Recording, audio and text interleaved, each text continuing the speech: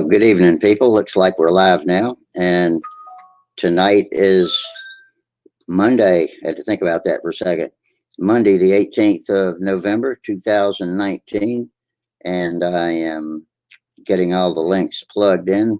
Pardon me for a minute while I get everything set up, and momentarily I will have posted the link on stunthanger.com. However, there seems to be a problem with Stunthanger tonight, and so if we can't get that working, I will also post the link um, to this show in the YouTube chat box, and it should be broadcasting on YouTube right now.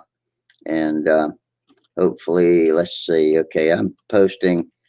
So in about 3 seconds, 2, 1, there we go.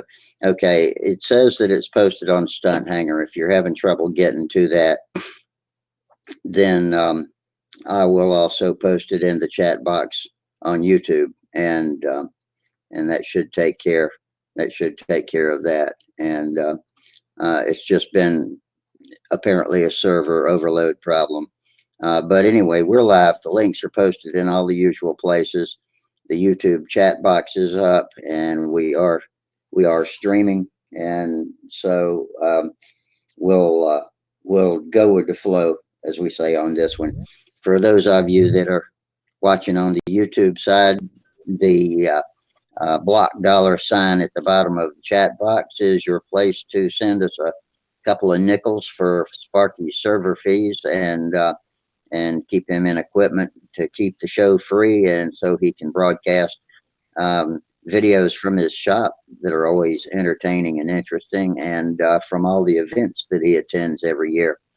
And it looks like we've got our first video guest. Tom Rammel is in here, still working on the same plane. And tell us what that plane is, Tom.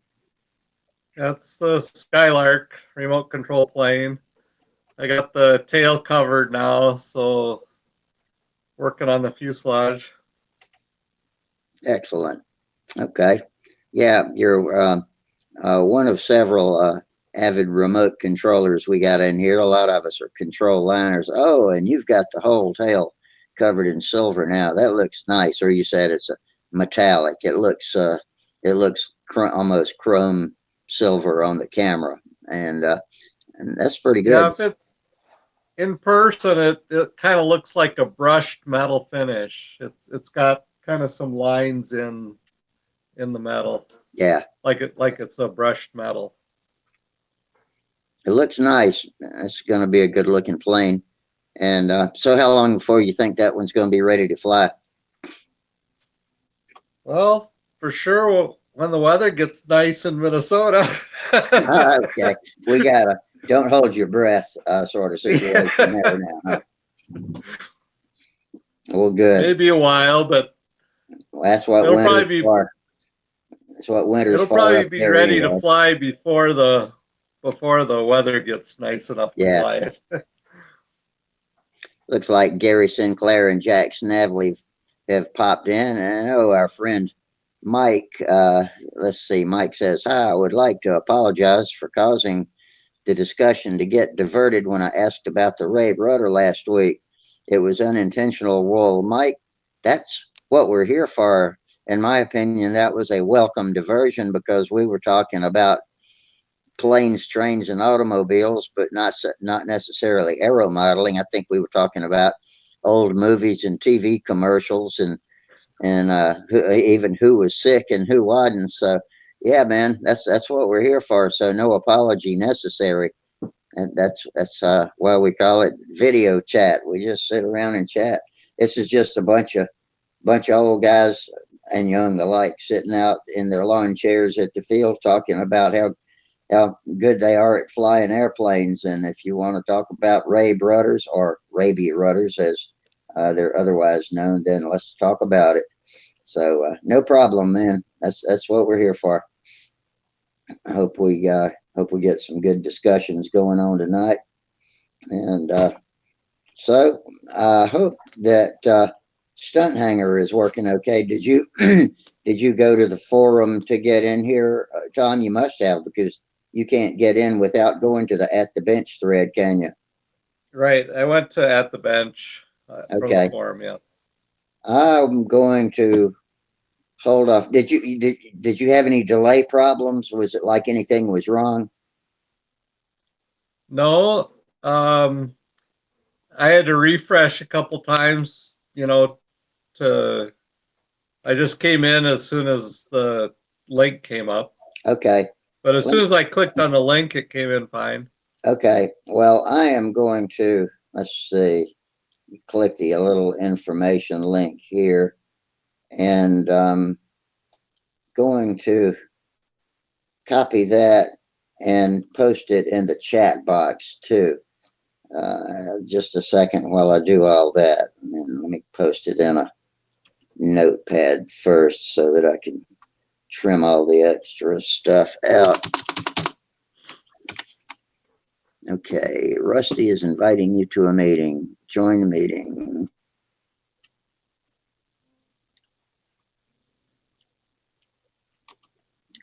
Copy and paste and send. Okay, the link to join the show is now posted in the chat box. And so that opens us up to extra, sometimes unintended guests, but we'll deal with that as it comes. But just in case somebody's having trouble getting into the Stunthangar control line forums, then you can click that link, and it's the one, two, three. It's the fourth one down that I posted by Stunthangar, and it will get you in here. And Sparky just joined the meeting. Hey, Sparky. Hey, what's up? Hold on. And what interests me about Kanye, well, we got some background noise that came in with you there. Okay. I went ahead and posted the link on the forum because it seemed to be working okay, but it's also in the YouTube chat box too. So if Helmet Head comes in, we'll deal with him. That's fine. The forum has just been acting up. I don't know whether you. Yeah, I noticed there were like 11,000 record number of people logged in, and so that's what's bogging it, no doubt. Well, they weren't logged in. They're Yeah, right. Visiting guests from China. Yeah, China, Korea, and otherwise. But anyway, it was working fine for me, so I went ahead and put it in at the bench. But it's up here too, and if people are getting in with no problem, then I'll take that link back out of the chat box. And hey, Gerald, let's see. Gerald says, "Hello, Rusty, Sparky, Tom, Jack, Gary, and Mike, and all of those on Stunthanger. Great show last Friday, but couldn't watch live. Info on Raby Rudder and ESC timers and controllers was great. So there you go, Mike. Another fan of your Raby Rudder discussion." And Mike was afraid he had diverted our conversation when he introduced that idea, but we got some good talk out of it. So anyway, yeah, that's the kind of stuff we're here to talk about. I was asked at one of the other shows how I seal up the electronics for the seaplanes, and let's see. Let me click on you, just lock you in. Okay, so okay, liquid tape. Okay. Liquid tape, and like here's an ESC. Just seal the wires and the ends Is it with that sort of liquid tape. Is it sort of like tool dipped or something like that? There's like a brush. It's kind of a thick black Yeah, coating. yeah, it's goo, Yeah. officially known as goo. That seems to work pretty well to keep the water out. Hello, gesture. Select your camera. Turn on your microphone. And type your name in. If you click the three dots at the bottom right of the screen, well, he's gone now. But for those who don't know, to add your name to the discussion, you click the three dots at the bottom right of the screen, go up to the top of the pop-up list, and you can add your name so that we know what to call you. I'm thinking we might want to take that link back out of the chat box pretty soon here. And so far, we've had 3 or 4 try to come in. All right. I'm gonna go ahead and do it. They can text to us if they can't get in. And let's see, remove. Okay. Yeah, play it safe and do that. Okay, we're good to go. Let me, You know, we're some of the only guys running a live chat show. we must be. I have never run across too many other ones.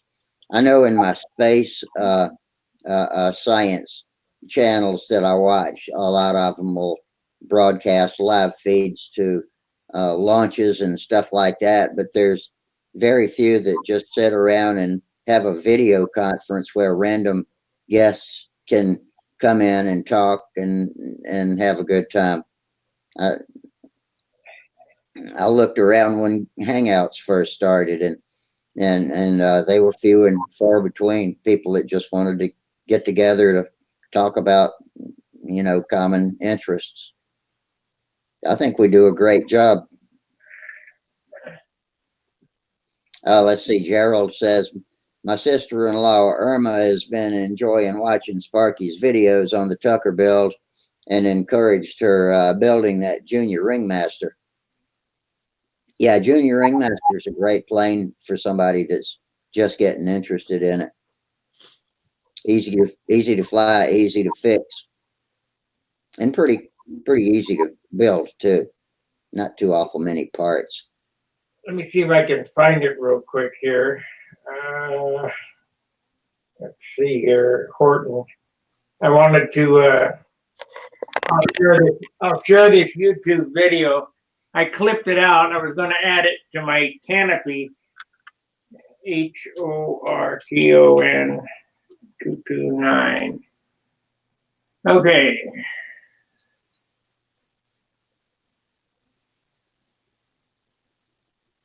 Let's see. You want to? Yeah, hang on. I'll light you up. Oh. Okay, I got you locked in now. Okay, I'm going to share this screen. I forgot how to do it. Share your screen. There we go. And there's that one.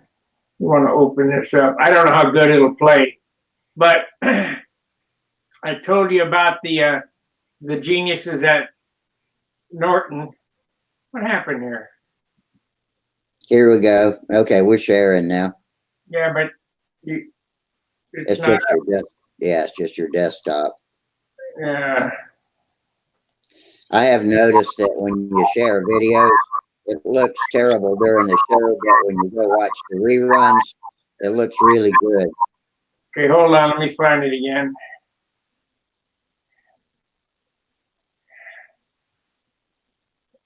HOR. Okay, we're going to open that up. There it is. I was thinking, in order to keep the replica faithful to the original aircraft for its radar testing, the team decides to use 1940s material and techniques to form it. Won't do But it. it's a complex shape, and time is running out. Shoot. Hold on. There's a Sparky. There's an icon on your desktop, Horton 229 canopy. Can you just double click on that? Where is it? Oh, there it is. It's Yeah, we lost it. It's over. It's over. It ain't gonna work no more. Ah, stop there. We have to give it another shot. We're gonna cut this out so this area is relieved, and then this will lay down a lot better. I can't find it now. Oh, I see what happened. After reheating the plexiglass, the team makes a second attempt to shape the canopy in one piece. Where is it? Yeah. Okay. We lost it. We lost it. Okay, nice effort. Nice effort. Open the one door. Open the door. Open the door. There we go. what I'm going to do is I'm going to do it in two pieces. Okay. I'm going to eliminate half the problem. Let's try this again. All right.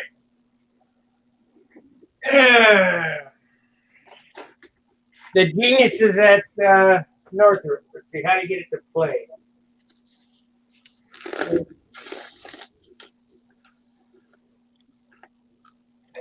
There we go. Try clicking right in the middle of your screen. I got it. For its radar testing, Okay. the team decides to use 1940s material and techniques to form it. But it's a complex shape, and time is running out. How do you say 1, 2, 3 in German?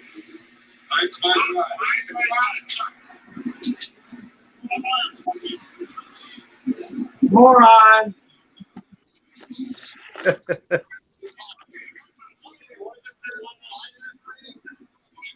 Yeah, we lost it. It's over.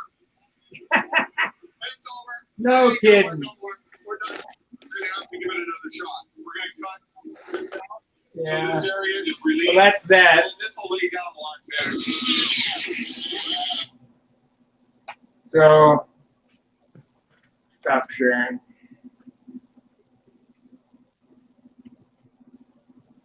So, that was that. I told you, they had no clue how to pull a canopy. Looks like they're having a little trouble.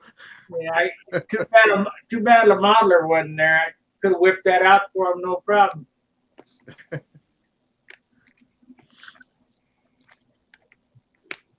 Did you see my canopy molding video? I did. Yeah.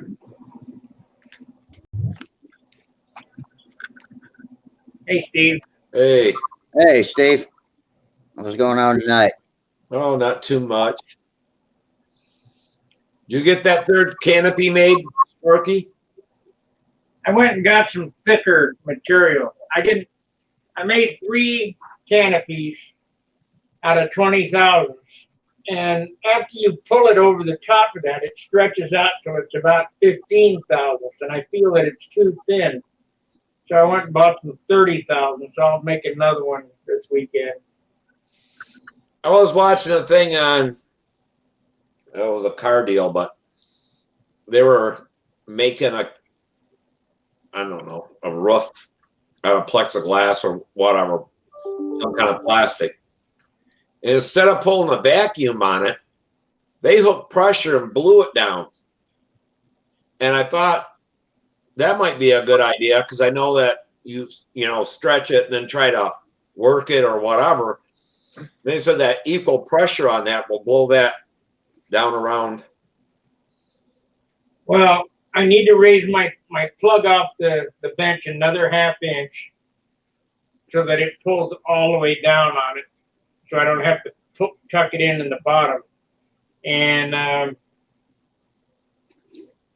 also need to use that 30,000 because it was too thin.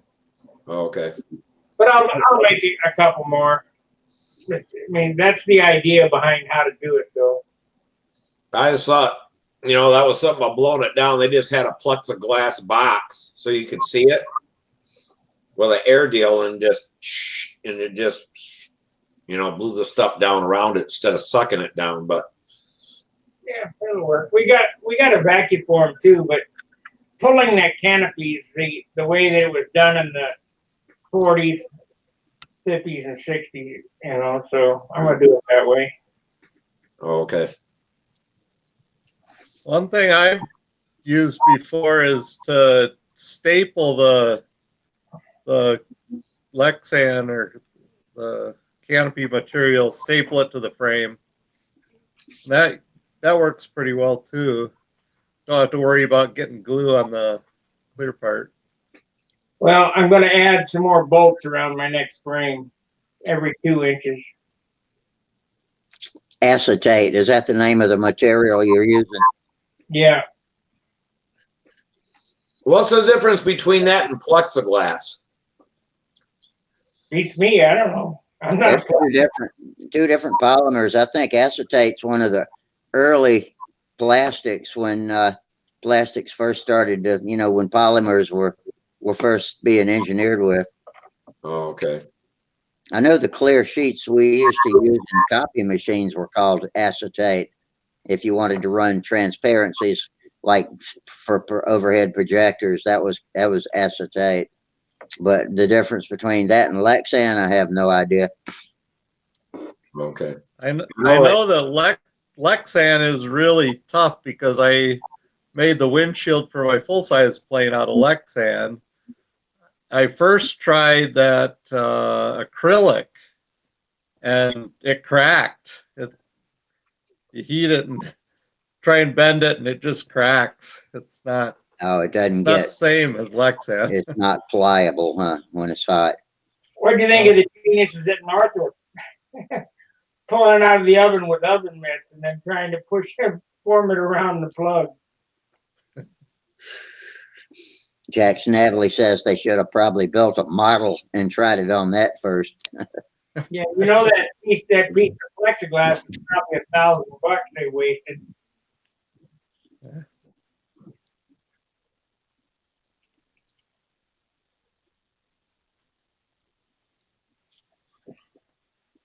So I got something in the mail today from Kim Stricker, and I thought, oh, what's my buddy Kim be sending me? And opened it up, and it was this. Let me click on me so you can see me. Click on this, and it was a little sign he had made for Well, the that's 200 show the other night, and he wrote me a little note on the bottom of it. If you can read that, it's all backwards for me. But best wishes from Kim. I thought that was pretty cool. That stayed in the background on the whole 200th show the other night, and then it came to me in the mail today. It's amazing, man. People out there, I got a lot of supporters out there that care about me and the show and everything else. So thanks, Sparky, for getting me started in this. It was just turned out really fun. You need to hang that on their wall back there with your trophies. That's what I thought I'd do with it. I'll So we stick can it up see there. it. So we can see it, or everybody can see it. Yeah. Here, I'll go put it up there right now. Won't be long before it's 300. Yeah, we'll hit 300 next and 400 and. You know, I almost have 1,000 videos on here now. Wow. Holy cow! I think it's 900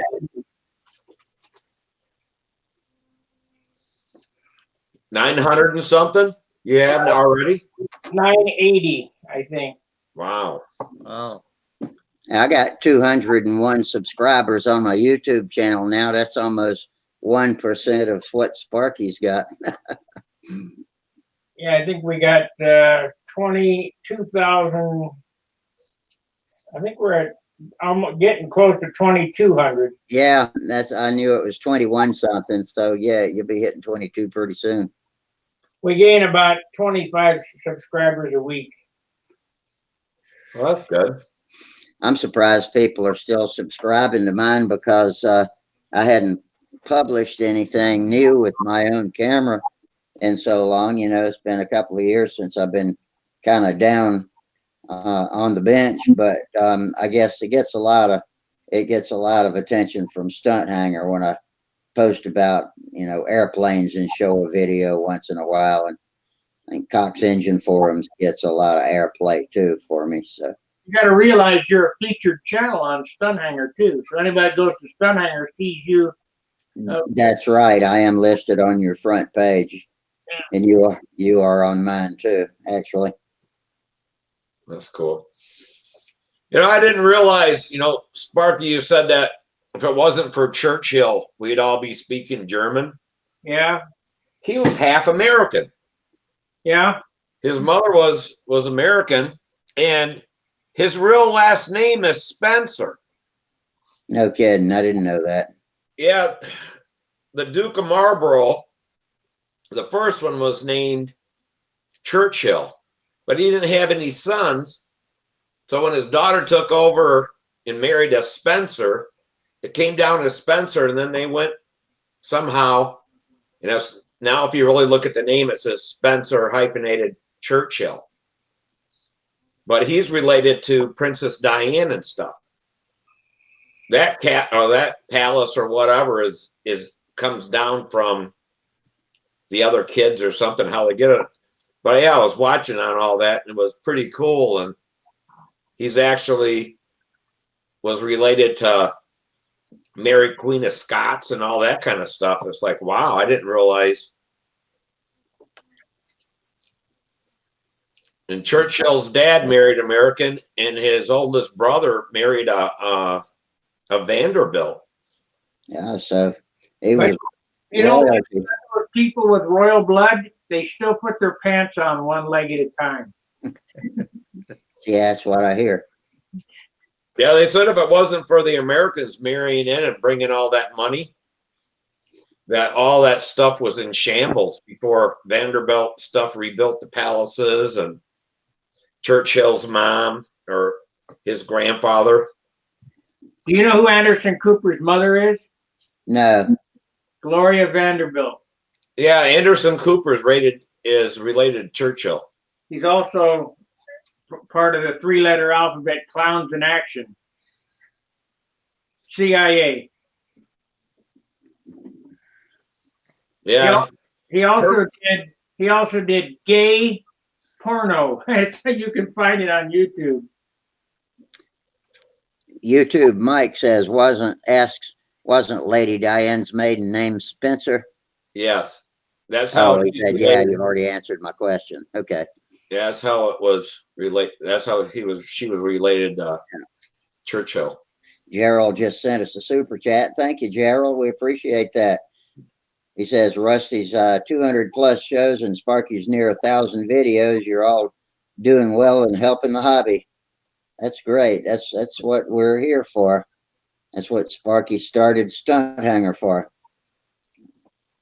Yeah, Sparky was the only one to, John Brodak with his stuff that he did, and Sparky about the only ones that really promote and keep the damn hobby going. Yeah, well, Leonard Newman had a pretty popular website going for a while. Yes, yeah. Yeah, but he never upgraded it into the modern forum format, which is okay.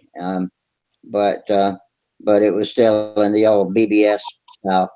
And I don't know, all of the members over there are about the same as the members over here on Stunthanger. But Leonard is still active.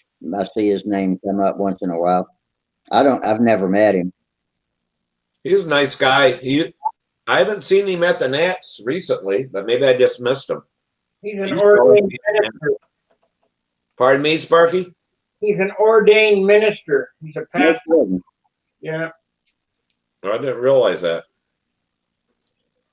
So he's directly in touch with the control line gods that we always evoke when we're out at the field. Yeah. After a crash, usually.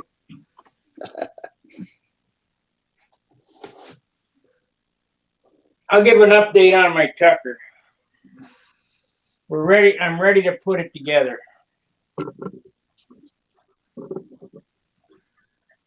I dug up the wheels. Let me pull this up. I usually run 2 1/4 wheels. Let me open this up so I can see what I'm doing.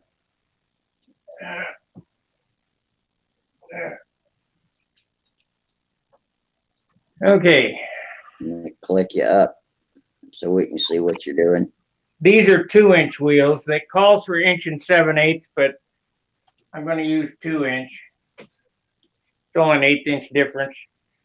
I got the propeller I'm going to use. It's a 12.5, a drone propeller cut to 11.5. How did you settle on that propeller to use? Pardon me? Oh, because that's what works. I've got the fuselage done. It's all, I spent the time lining, everything with 64th plywood. So it has a real nice fit. And it's all shaped real well. And as you've seen, I got the canopy molded, but I'm going to mold another one. Oh. Oh, Almost. Almost had a crash-orama there. Yeah, crashing sucks. That stupid thing. There we go. I have the push rod done, and the elevator with the wire soldered in it because it's so narrow back there. The push rod will go on when I put it together. Ball link on one end and bushed on the other so I can adjust it. And of course, I got the wing done, and this is probably the nicest wing I've ever built. This is that hybrid foam leading edge wing. Got super nice wing tips on it, or solid wing tips. This wing weighs 9 3/4 ounces. Yeah, that's pretty incredible. Well, so far my airplane's 28 ounces. That includes the engine. Wow. Yeah, I got a question, Sparky. Do you silk span the fuselage before you put it together? No, you have to cut. I'll do a video on when I put it together.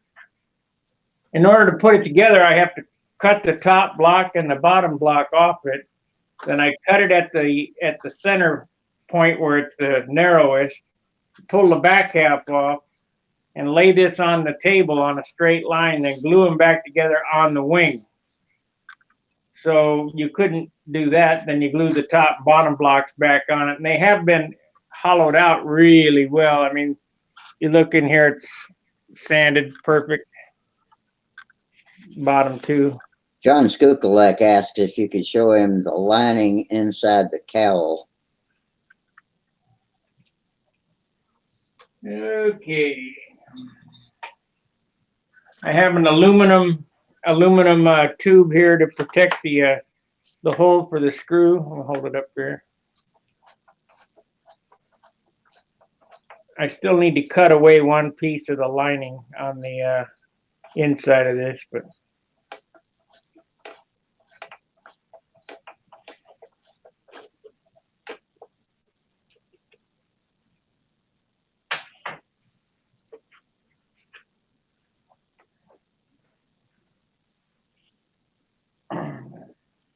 Man, you got the best picture of everybody, Sparky. I still need to grind this a little bit to bring it down to, the same width as this. And you said you've got that lined with plywood, 1/64 plywood too on the edges. Yeah, it's all lined here.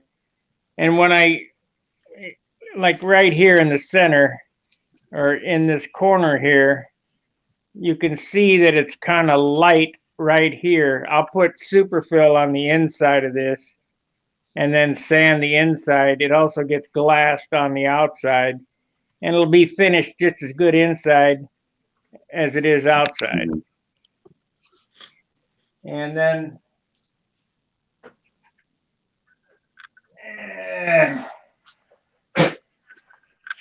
and this is the tank compartment. I'm gonna cut an arc in here like so that the tank is in it already.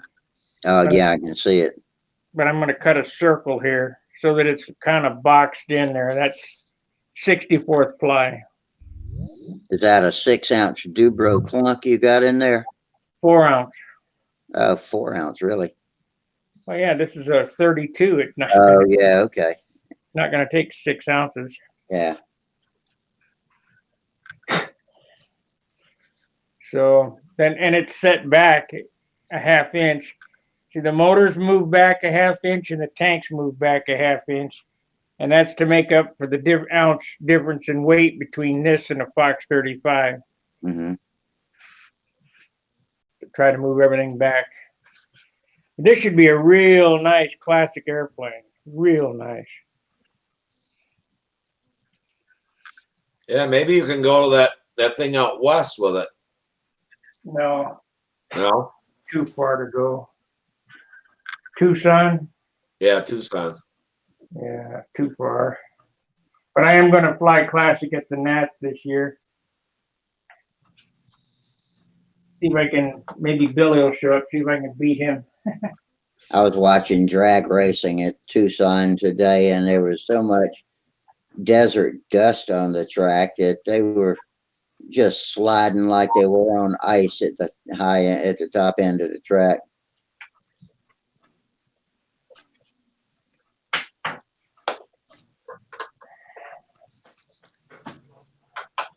They race on the ice in Minnesota in the winter. Oh, really? Yeah. Have you ever seen that Russian ice racing? You know, back when ESPN first started up decades ago, they used to show some really crazy stuff, and they had Russian ice racing with motorcycles, and they just had the wheels were nothing but a ring of spikes. There was no rubber on them. It was just a ring of spikes that dug into the ice. I You think sure wouldn't want to be laying in the track waiting for one of those to run over you. I think now NS, not NSNBC. There's a sports thing that NBC has, and I watched that all last winter with the Russians and the Norwegians and Yeah, I think it's NBC SN or something like oh, is that that. what it is? Yeah, whatever that is.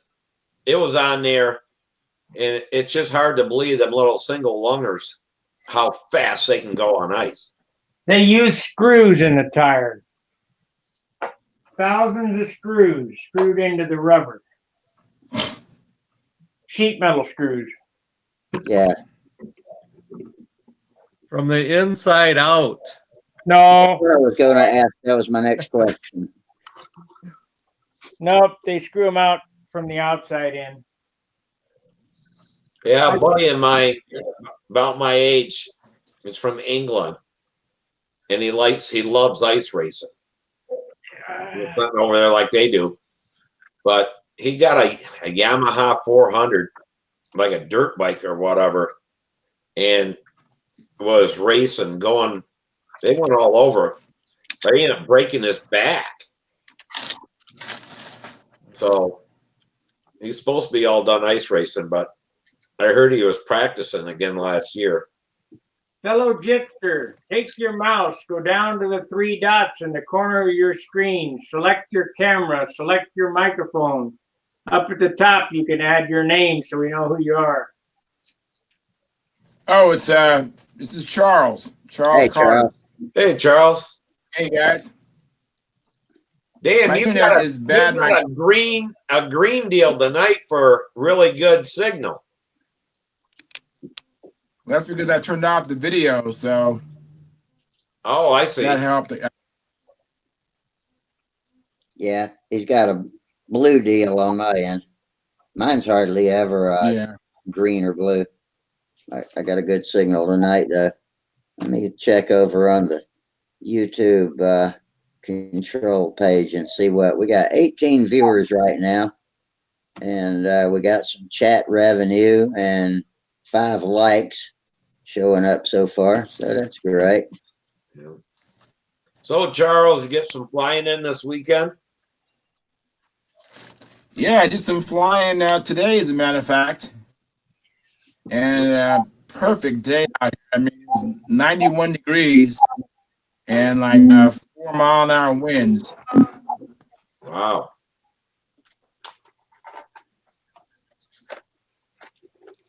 Dan, Yeah, you're probably the one to talk to. What is a good router? Oh, I don't know. I have a Harbor Freight router, so I can't really speak from having a good router. Oh, I thought where you work they sold routers, and you might know. Oh, you know what? I'm thinking of woodworking. Yeah, you're right. I do know about routers. I was thinking of woodworking. Yeah, I don't have a Harbor Freight I at think work. I have Yeah, a net we have some here pretty good last time routers. I bought one. What was that, Charles? I'm just don't mind me. You know what? It comes down to whatever's on sale. You want to spend as much as you possibly whatever your budget can allow. I really think you want to, whatever you can afford on a router. I would go ahead and put the extra money. At least get a dual router, a dual band. Today they have 3 bands, but one of the frequencies is just repeated. You have two, I think it's 5.4 frequency, and then you have the 2.4, I think it is. But at least get a dual band router. Oh, okay. Cisco makes a good one. Who's that? Sparky? Cisco. Oh, okay. Yeah, I would think that would be one of the best. CYSCO. Cisco. I had a Netgear one time, but I didn't think too much of it. That's what I got now is a Netgear. You can go to Harbor Freight and get one. Yeah. Yeah. The Netgear is good, but again, look at the dual band router. I mean, even if it's Netgear or the other brands that are out there, I would just at least get a dual band router. Okay. Did you ever find out? I would focus more on that. Did y'all ever find out? I forget if it was either Charles or Steve asking, but what are the different antennas on the back of a router for? It's more than the amount of channels. Anybody? Yeah, I don't know the answer to that. I know the more expensive ones have even more than 3 antennas. I don't know the answer to that question, but I would just focus the specs. You can look at the box; it'll give you the speed, and it will give you the channels. Again, at least a dual band, and then go for the fastest you can get. Whatever's in your budget. I would go that route. I mean, whatever you can comfortably afford, do that. And if you find it not satisfied with that, then go and spend some more money.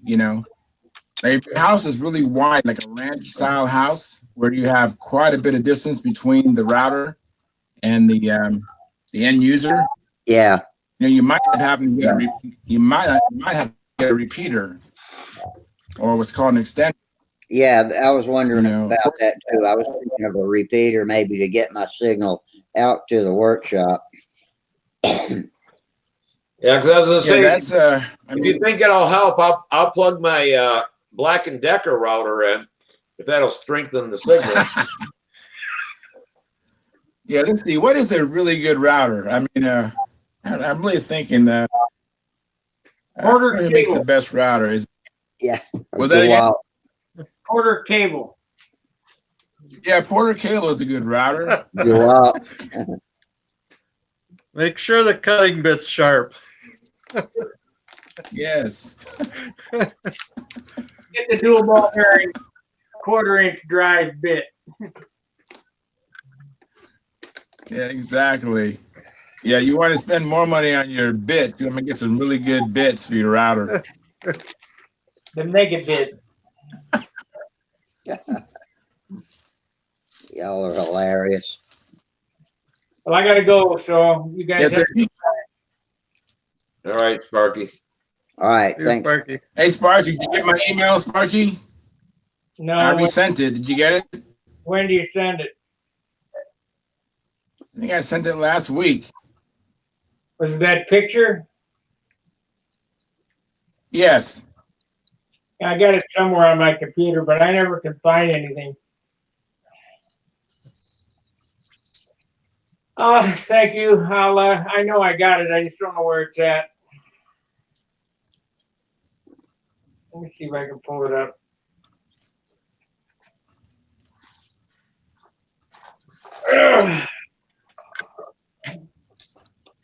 Jeff, well, I know you can find it because there was only I was going to say there was only 2 black guys at the Nats, myself and Jose Modesto. I got it right here. Charles Carter JPEG. All right. Let's see here. That was taken by Gene Martin.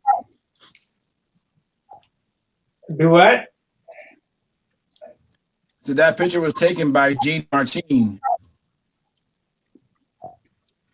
are you fixing the screen share, Sparky? Yeah, if I can do it. Let's see what happens.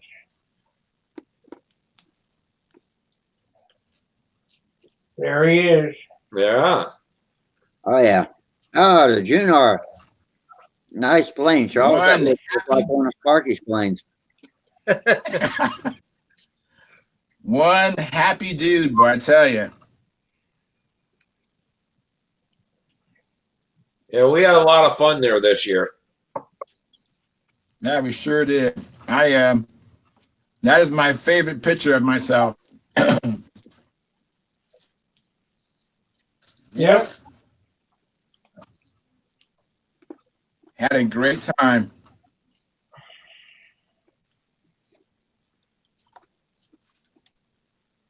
Is that That's the a high nice picture roller? of your.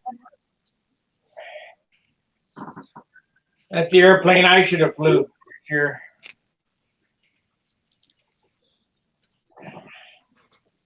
That's probably the one I'm going to fly next year. That one cut off in the middle of the clover leaf for you up there at Triple Tree, wasn't that the Junar? No, that was my Monado.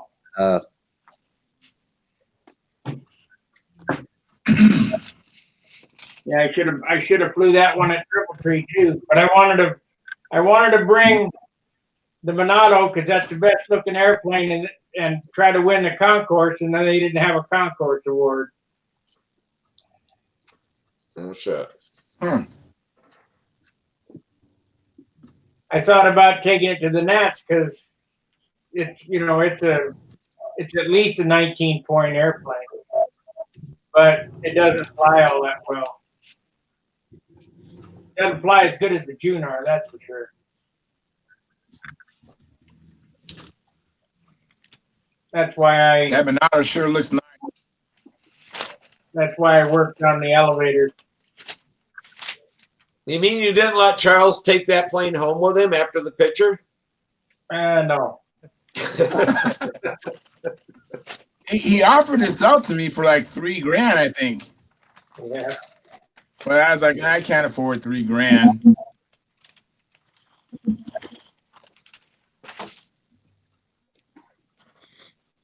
Paint needs fixed.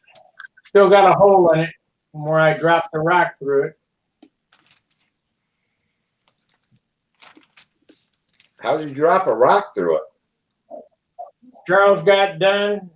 We got ready to go. I set my carrier on the ground. I put the airplane in the car. I picked my carrier off the gravel parking lot, and it picked up a rock, and I got the carrier over the airplane, and the rock fell off, went right through the wing.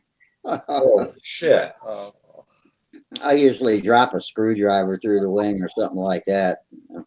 And that was before Charles was done with it, so I had to put a piece of packing tape on it to repair it so Charles could fly it on the next day. So you had to take it out and shake the rock out of it? No, didn't go inside it. It just, Oh, of course, it didn't hit the wood. It had to go right on the paper. oh shit. That's triple aught silk span, so it doesn't all string. Well, I was disappointed that it happened, but I was relieved that I didn't do it. Yeah, really. Well, you didn't see me get mad, did you? No. I didn't get mad when I crashed in Huntersville either. It's one of them deals, you know. It's each one of these has a life expectancy, and you just don't know when it's going to go. Yeah. Somehow Dave Wenzel got a hold of an old half-A airplane. It was a nicely built plane, but it was pretty old, and he wanted me to fly it because he wasn't a great half-A flyer, and he'd seen me ringing out my little Satan and stuff, and figured I'd be a good candidate to fly his plane and see how it flies. And he handed it to me, and as I'm standing there holding the plane, and all of a sudden my thumb goes through the covering. So everybody does stuff like that. I punched a hole in Dave's plane. He acted like Yeah. he was mad at me, but you know how Dave is. He'll pull your leg like that sometimes. Other times he might really be mad, so you got to kind of look and be sure. Yeah. I want to see Tommy Looper's face when I take that Tucker special to Huntersville next year and his name's on it. His pilot's in it and the name's on it. Oh yeah, I'm not going to miss any contests next year. I'm tired of missing Huntersville. I was there at Triple Tree. I actually flew an official at Triple Tree, but had to have Mike Lunke hold me up so I didn't fall down. Well, it looks like you're walking a whole lot better when you got up to put that sign up there. I am, Steve, you would not believe how far I've come in the past few weeks. When I got out of the hospital and came home, I could not walk without a four-legged walker.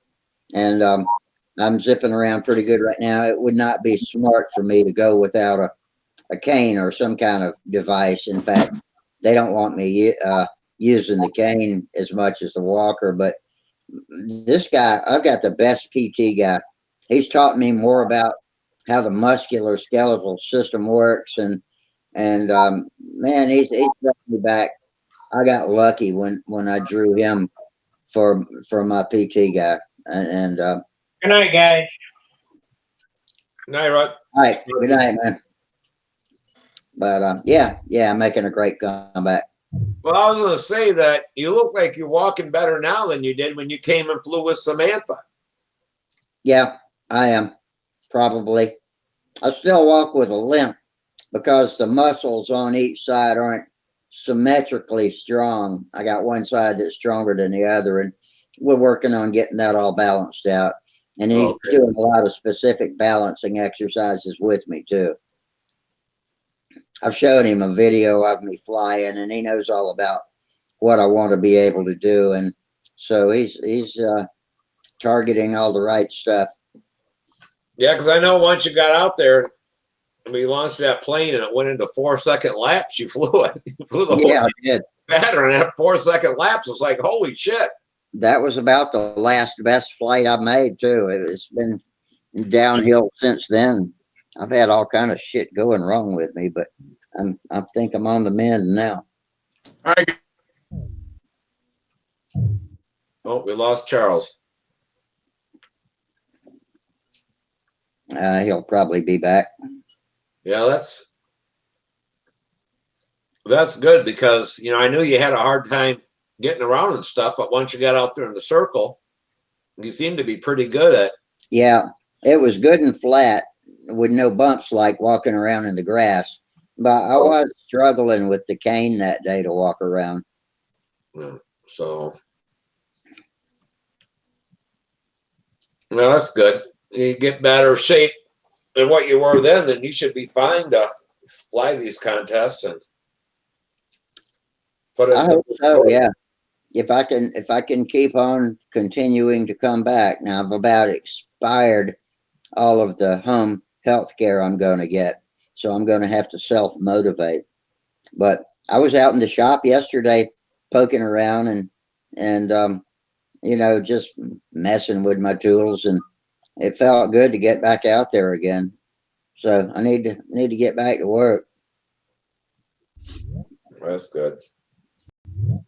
Jeff Riley said his cell phone fell out of his shirt pocket one time and went right through the paper. I got to make an announcement. I just got word back from the developer that you must be logged in now to view the forum. There's no more guest viewing, and it's already cut the views down from 11,000 to 2,000. And as soon as those fall off, we'll be back to normal. That's why the forum speed was better. Good. Well, was it just somebody trying to hack in, or was it really people wanting to see? DDoS. You ever heard of those? It's a denial of service where they just bombard your website with thousands of requests, and it just slows the server down to a crawl. So it kind of puts you out of business. Well, When I got home today, the server was so locked up. When I tried to reboot it, it wouldn't even reboot. So I called Utah, and they couldn't even get in at the company. That's, I mean, that's how bad we were under attack. Damn. It's just probably some fat kid sitting in the basement to see if he could mess with the old guys. Yeah. It said there were over 11,000 people online guests, not members, just guests. We don't have. There's not 11,000 people in the world that look at control line stuff. So I know it's bullshit. Yeah, certainly not all at the same time. Yeah, and they were looking at Aviojet's profile, and what they're trying to do is harvest email off there. Yeah. Well, Email, phone numbers, anything people will put up. Yeah, the setting was already that they couldn't view that stuff, private profile messages. Well, now they can't even view the form. So we cut 8,000 guys off, cut them off at the knees here. Let's see, and the speed is considerably picked up. So maybe that's why you could post. Let's see here. Hacks is on there. We got 2,489 guests and 112 users on there. So 2,500 guests, I know, is bullshit. Let me see if the IPs are. Real clarification, Bill's Hobby, Grab Your Hot Rocks, Rodak, Kits on. When I get an IP address that's, a minute apart in 5 different threads, here's one 46.229.168.161 unknown action. 1, 2, 3, 4, 5 different, viewing the links and this, that, and the other. So yeah, they're data mining. Can you boot them, or they have been booted now because the settings were changed to no longer allow guests. Now I got a member that wants approval, and I'm going to look at his IP address, and if his IP address is one of those 67118, now I'll go back and look and see if it's in there. Yeah. I got it. You guys don't understand how much work it takes to I got to approve people, and I usually do that when I come home from work. And I go through these, IP address and check the attacks and the processes that are going. So we're dropping down now again. We're 2,300. So it's going 111 users, 63. Yeah, that's a good IP address. 63. 66. Well, hello, everybody. Well, oh shit, Sparky, it didn't work keeping him out. Yeah. I don't know, man. I've been thrown out of better parties than this. So.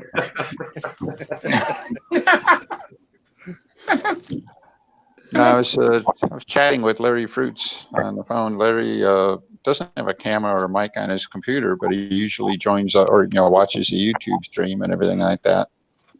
And we were kind of watching this. I was chatting with him on the phone. He said, "It's about time we should go over there, huh?" He says, "Yeah." He says, "We made each other miserable enough. Let's see if we can make these guys miserable." So, anyhow. Hey, you just got to get. I just went down. I think I spent $12 on this Logitech camera thing that I got. It seems to work well. Yeah. Well, mine is built. My go-to brand for accessories.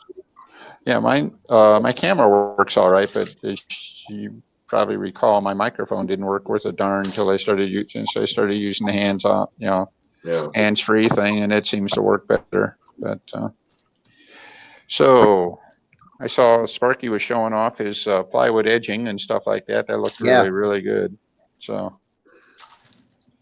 Well, I hope it turns out good. I don't know. I think it looks like he's trying to see how long he can take to build that Tucker, By your standard, I've seen you build some really, really beautiful airplanes a lot faster than that. So See, the problem is I don't have any room here. So if I built an airplane like I built at home, well, I mean, I already got 1, 2, 3, 4. I got 9 airplanes in here already, and this room is only 10 foot wide by I don't know 12 foot long. It ain't very big. well, all you got to do is get rid of your couch there, and you'll be all set. At least Yeah, another 2 or 3 airplanes. Yeah, start stacking them up like corn. yeah, that's it. That's it. I'm thinking about bolting some racks to the wall, start stacking them up on the wall. I don't know. I don't think the landlord would like that. Yeah, that's it. Don't let them in. Don't let them in. So, oh, whatever. Yeah, they got keys. Mm-hmm. All right, guys, I just wanted to make everybody aware that you must use your first and last name to register. You won't be approved until I approve you, so if it takes 24 hours, that's the way it goes. You can't view the forum without logging in. So that's for you knuckleheads. You're talking about Stunthangar forum, not this forum, correct? Yeah, yeah. Right. Okay. You have to log in to view now because we had a DDoS attack, 11,000 different IP addresses all at once. Oh crap. Okay, so that'll change our logins. When you haven't thrown the switch on that yet, have you? It absolutely has thrown the switch. Yes, it doesn't. Okay. It doesn't change your login. It just means that you have to log in to view it. If you're already a member, that does not affect you, right? Right. You just have to log in, use your username and password, and log in. You can't view it as a guest anymore. Okay. Oh, so is that the effect? You basically shut down the guest services or whatever? Is that, That's correct. Until it clears up. Yeah. that's too bad. Certainly understand it. You have to do that, but it's just a shame we have to do things like this. So.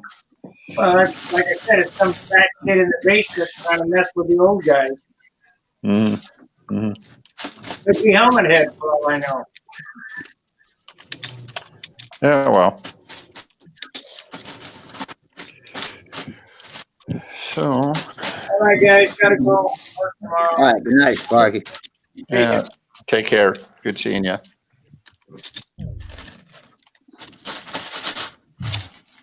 I see we got the usual there. Is that Mr. Carter there, our fellow jitser? Yeah. It is. Okay. Yeah, I'm the fellow just. I'll fix my. He's the I'll nameless get my lurker. file fixed. All right. He's Yeah. incognito tonight. Mm-hmm. I got the face for radio. Mm-hmm. Well, that's it. Well, I don't know. I had a pretty good day. Went to my doctor and had my checkup. All right. And was doing okay. And she says, "Well, doc," she says, "I'm not sure I can pay my bill." I says, "All right, I'll give you another 6 months then, or whatever." But, so I guess I got another. I got it. If I ever pay my bill, I'm in trouble. So Yeah. Yeah. compared We won't to let you die until you pay the bill. that's right. That's right. So. Yeah, Rusty, I did see some of your comments there. It sounds like you're moving around, but they don't want you tap dancing just yet, huh? They worry about me moving a little too fast and getting overconfident. Yeah. There's Okay. one bad fall. Well, any fall's a bad fall, but one fall could ruin a lot of things. So Yeah. I'm being as careful as I can, and I can't live life under fear of things bad happening. So I'm doing the best I can. But Yeah, well, I know it's got to be frustrating, to be feeling like you got to hold back and all that kind of yeah, stuff. But with all the crap you've been through and stuff like that, maybe that's the best part of, I've try it their way. I've been fighting it off for a long time, and then this latest crop of broken bones and stuff has just it really put me down. So I think I'm making a comeback. I've been talking about coming back, talking big, but then having setbacks. But I think it's actually, I can see the light at the other end now. So, Yeah, that's good. That's good. Keep plugging away, man. yeah, I don't know if I'll ever be a competitive flyer again. I want to be, but we'll just see. I'll take it as it comes, and any way I can find to have fun, I'll do it. I'd love to see it make it up the Brodak sometime. Yeah, I think that would be great. Get you wound up in the middle of a half-a stunt contest and stuff like Oh that. yeah, that'd be fun. The thing about Brodak is the logistics of my dialysis schedule, and I would end up um, missing too many because I got to do dialysis every other day, and I can't do much of anything else on a dialysis day because I'm shot when I'm not at the treatment. Then when I'm finished, I'm shot for most of the rest of the day, and then the sun goes down. Yeah. And then I start feeling good again. But like I said, the logistics just don't work out for me making a trip like that. Yeah. I wouldn't be able to schedule my flying as well as my treatments. Yeah. Okay. But I've been surviving on dialysis for almost 34 years now. Really? Wow. Yeah, more than half my life. I was 30 years old and 63, almost 64 now. Okay. And my son's 34, and proud to know that I have made it into his adult life because I never had a adult relationship with my dad. I was a teenager, 16, maybe 17, 16, I think, when he died. And now at the time I didn't know what I was missing, but now that I've had an adult relationship with my son, who is a cool dude, I really regret not having had that with my dad because I think my dad was a pretty cool dude. Yeah. Yeah. Even though he did teach me to fly with my handle backwards. Damn you, Dad. What was that? No, you fly with your handle backwards. So Yeah. no, actually, I knew another guy in the Detroit area named Dave Keats. He was one of the guys. He was one of the the kingpins there when we first started getting involved in flying competition and stuff. And he flew like that. And it was like, it's one of those things you don't even realize it. And then somebody pointed out, says, "Hey, see, he moves his hand backwards." No, he doesn't. Yes, he does. How does he do that? How does he do that? And pretty well, actually. So I've been told by guys, usually old guys, that that's a good way to put it into the ground. And well, yeah, I put my share of planes into the ground, but I don't think it was because of the way I'm holding my handle. no, I don't think so at all. I can't see how it could be. But, It's muscle memory. It's just the way I fly. that's exactly it. You learn how to do it. Heck, I understand there's even some guys fly RC with a Mode 1 transmitter. So yeah, there's a few of us. I fly drones and helicopters in mode 2. It makes more sense to me how everything works. What does that mode talking? What does that mean? Okay, let's see. Help me out here. Mode 1 is the way it originally started. Had the ailerons and throttle on the right stick and the rudder and elevator on the left stick. Yeah. And then mode 2 put the elevator and ailerons on the right stick, like a control stick on an airplane, and then the rudder and throttle on the left stick. Well, then mode 3 and 4. 3 is a mirror image of 1. 4 is a mirror image of 2. Yeah. Well, my favorite was single stick. So. Yes. Basically, single stick was just your elevator and aileron, and then and a twist knob for the rudder. And then the knob turn for your rudder and your throttle was on like a slide or You whatever. kind of cradled the transmitter and twisted it and whatever else. And I always thought I couldn't understand why the helicopter guys didn't just jump all over that. Single stick for hovering and turning, yawing the chopper around. It seems like it would have been an absolute natural. Yeah. Single sticks were there and then they were gone. You can't even buy one anymore. So Chip Hyde, he flew single stick for such a long time, and he really did well with it. It's just that they quit making them. Mm-hmm. I was aware that they existed, but I never had one or never flew that way. Yeah, they weren't hard. If you flew mode 2, they weren't hard to pick up. It's just a little unnatural, at first and stuff. The throttle was easy enough. The rudder was something that, developed the touch. But I had a lot easier time coordinating rudder with it all on one stick than I did the other way.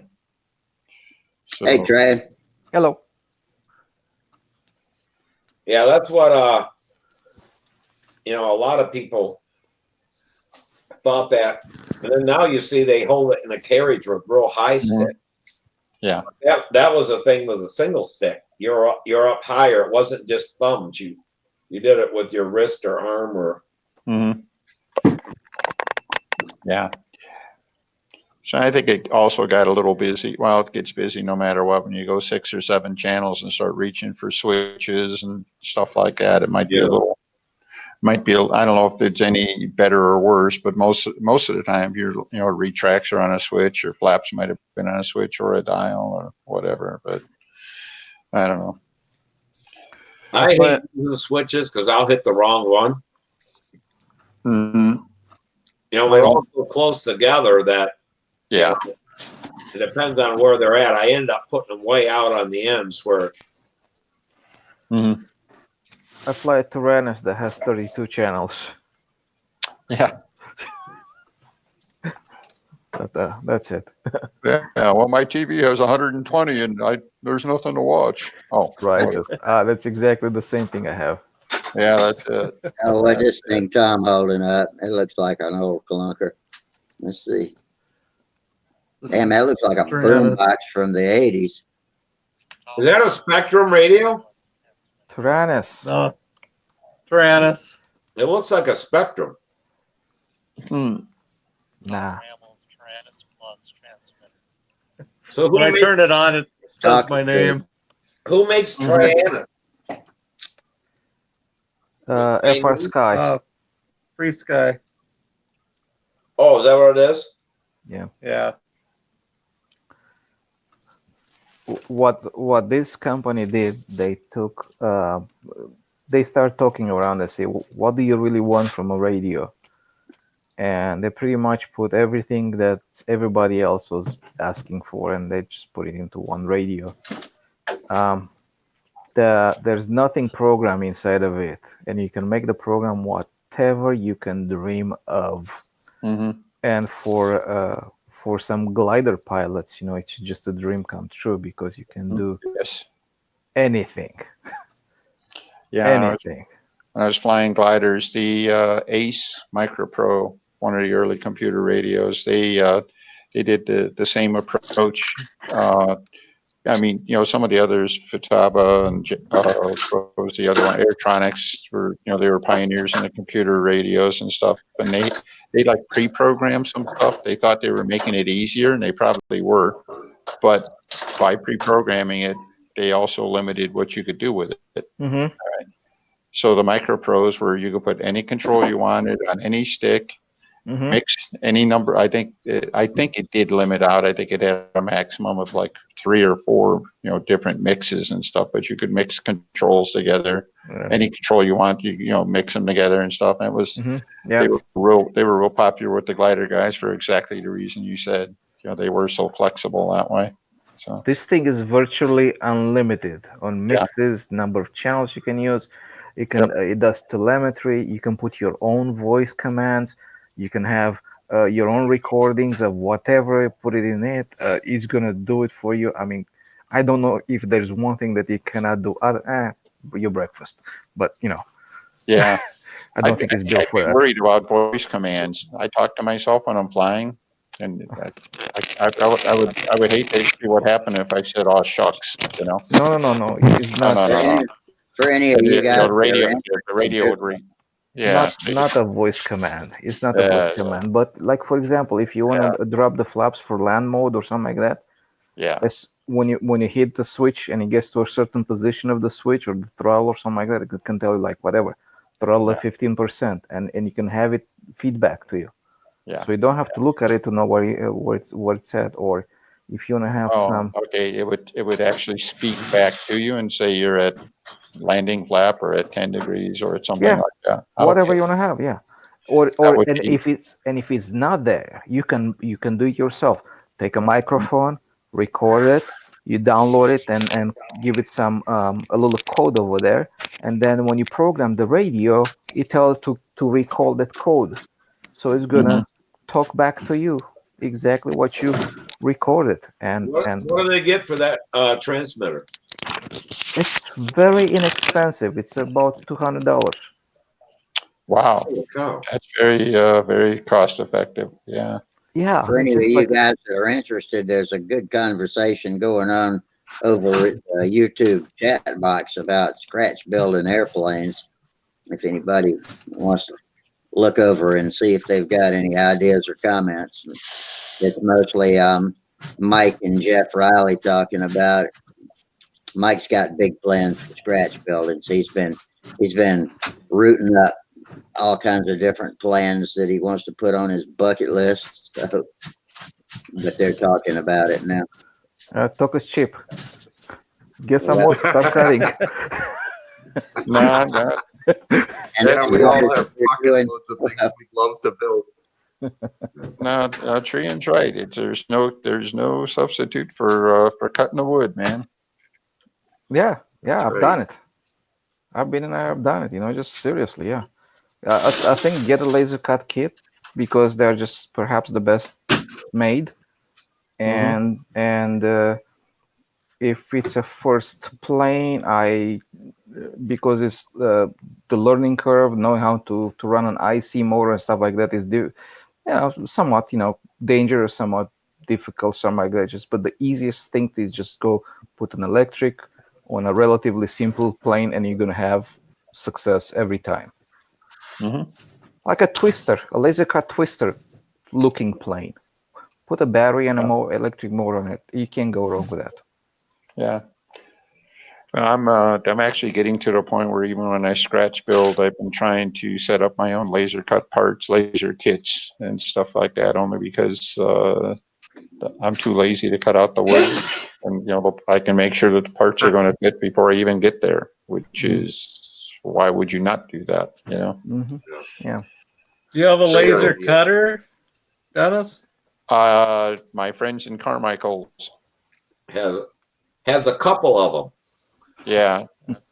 Certainly Walter Umlin and Pat Johnson and stuff like that, but I usually just send my stuff to Brodak, and I think they're pretty reasonably priced on it. They do a good job and everything like that. Yeah. Usually a pretty good turnaround. So How do they charge? Do they charge by the Perfect. square or linear inches, or how do they I charge for think cutting? so. Yeah, I think so. The linear inches, and then whatever your materials are, if there's anything special in there, if everything was say 16 sheet balsa, there'd be one price. If it was up to if you had like 17 different kinds of wood in there or something like that, it might be more. But So what do you send them? Just your plans? I usually draw up my plans and then I set up the laser cut sheets. Okay. You don't even really have to do that, but if they do it, then obviously that's part of their time too. So Okay. Yeah, I asked John Parker, and he said that I don't know what last I knew him, but it's been a few years that he was getting $100 to write a program from a set of plans or something you wanted, because he told me you'd come up with something. I'll get all the plans. Yeah. And so if you do those things ahead of time, and then there's always a first time setup fee, like a flat rate, and I don't know, it's like $25 or something like that. So he always does that. And but if you get it recut, or if you make a modification, get another one cut or something like that, it's he usually goes. He doesn't hit you with that again. So we actually, oh, crap, we lost Lenny. We actually set up Wesley Dick. We set up his Velvet. Wes had that laser cut, and you actually have it set up as a short kit that you can order from Brodak now. So, but they had all the files there and stuff like that. And it was like, here's your instruction book, and so you can order a laser cut short kit for the Velvet. Basically all. Hey, John Miller's joined us. I didn't see you come in, John. Yeah, John. How you doing? Good. How long you been out there? Danny. Just a few minutes. Oop, lost somebody. There's trouble. Yeah, we still got you. We still got you. Okay. Dennis, what I was, I was thinking about starting to build a vector. Mm-hmm. And when I was looking at the kit and the ribs and stuff like that, I mean, they're beautifully cut, but there's no way to put them on rods. There's no way. I mean, just a pain in the ass to align them and put them anywhere, right? So those might beef for that. And I don't see why don't they consider putting some kind of things, like some kind of little legs underneath the ribs, so you can put them on top of the table so they all stay level and well, let's see. I think I don't know when you got your vector. I thought that Brodak was putting wing jig holes in everything now. But if like the old, if you had a die cut kit or something like that, it didn't have it. Or and then there were probably some of the laser cut kits that were made before they come out with the wing jig, and so those, of course, wouldn't have the holes in it.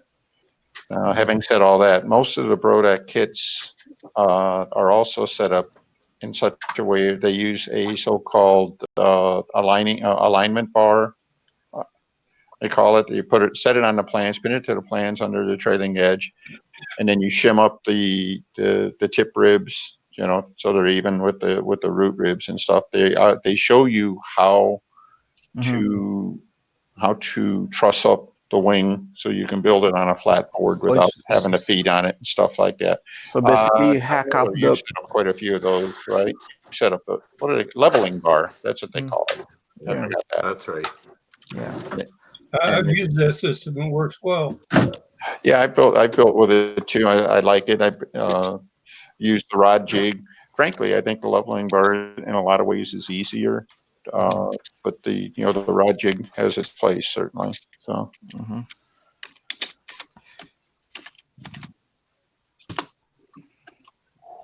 I've got one of those kind of like the millennial jig that I use.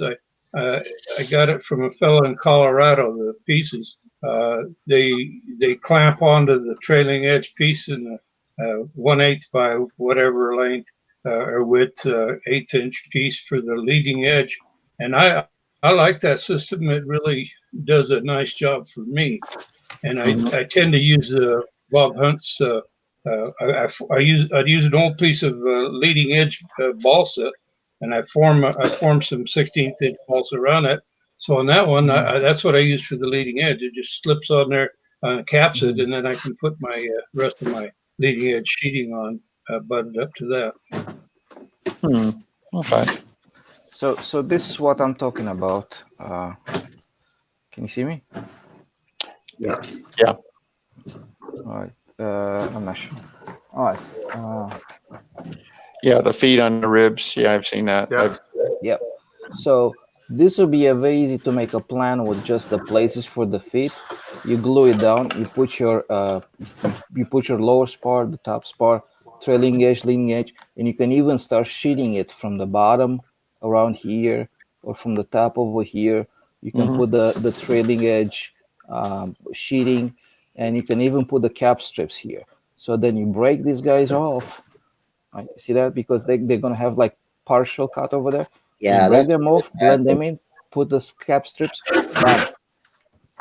I've drawn several kits up like that, and it works well. One of the things we used on the Pathfinder LE was that we've got a strip that runs lengthwise, and it actually forms the portion that is that winds up blocking in the built-up trailing edge.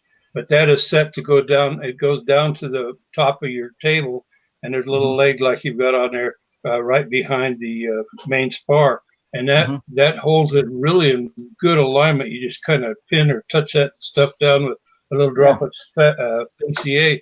It holds it real tight and does a great job of holding it together while you're building it. Yeah, and this also opens the door for a geodesic wing construction without any foam. It's you don't need no foam, no lost foam technique. You just glue them in position on a plan where the legs tell you to be, right? And you might have to be just very, very gently. I mean, no, not even that. No, because you can put the cap strips on a trailing edge, top and bottom.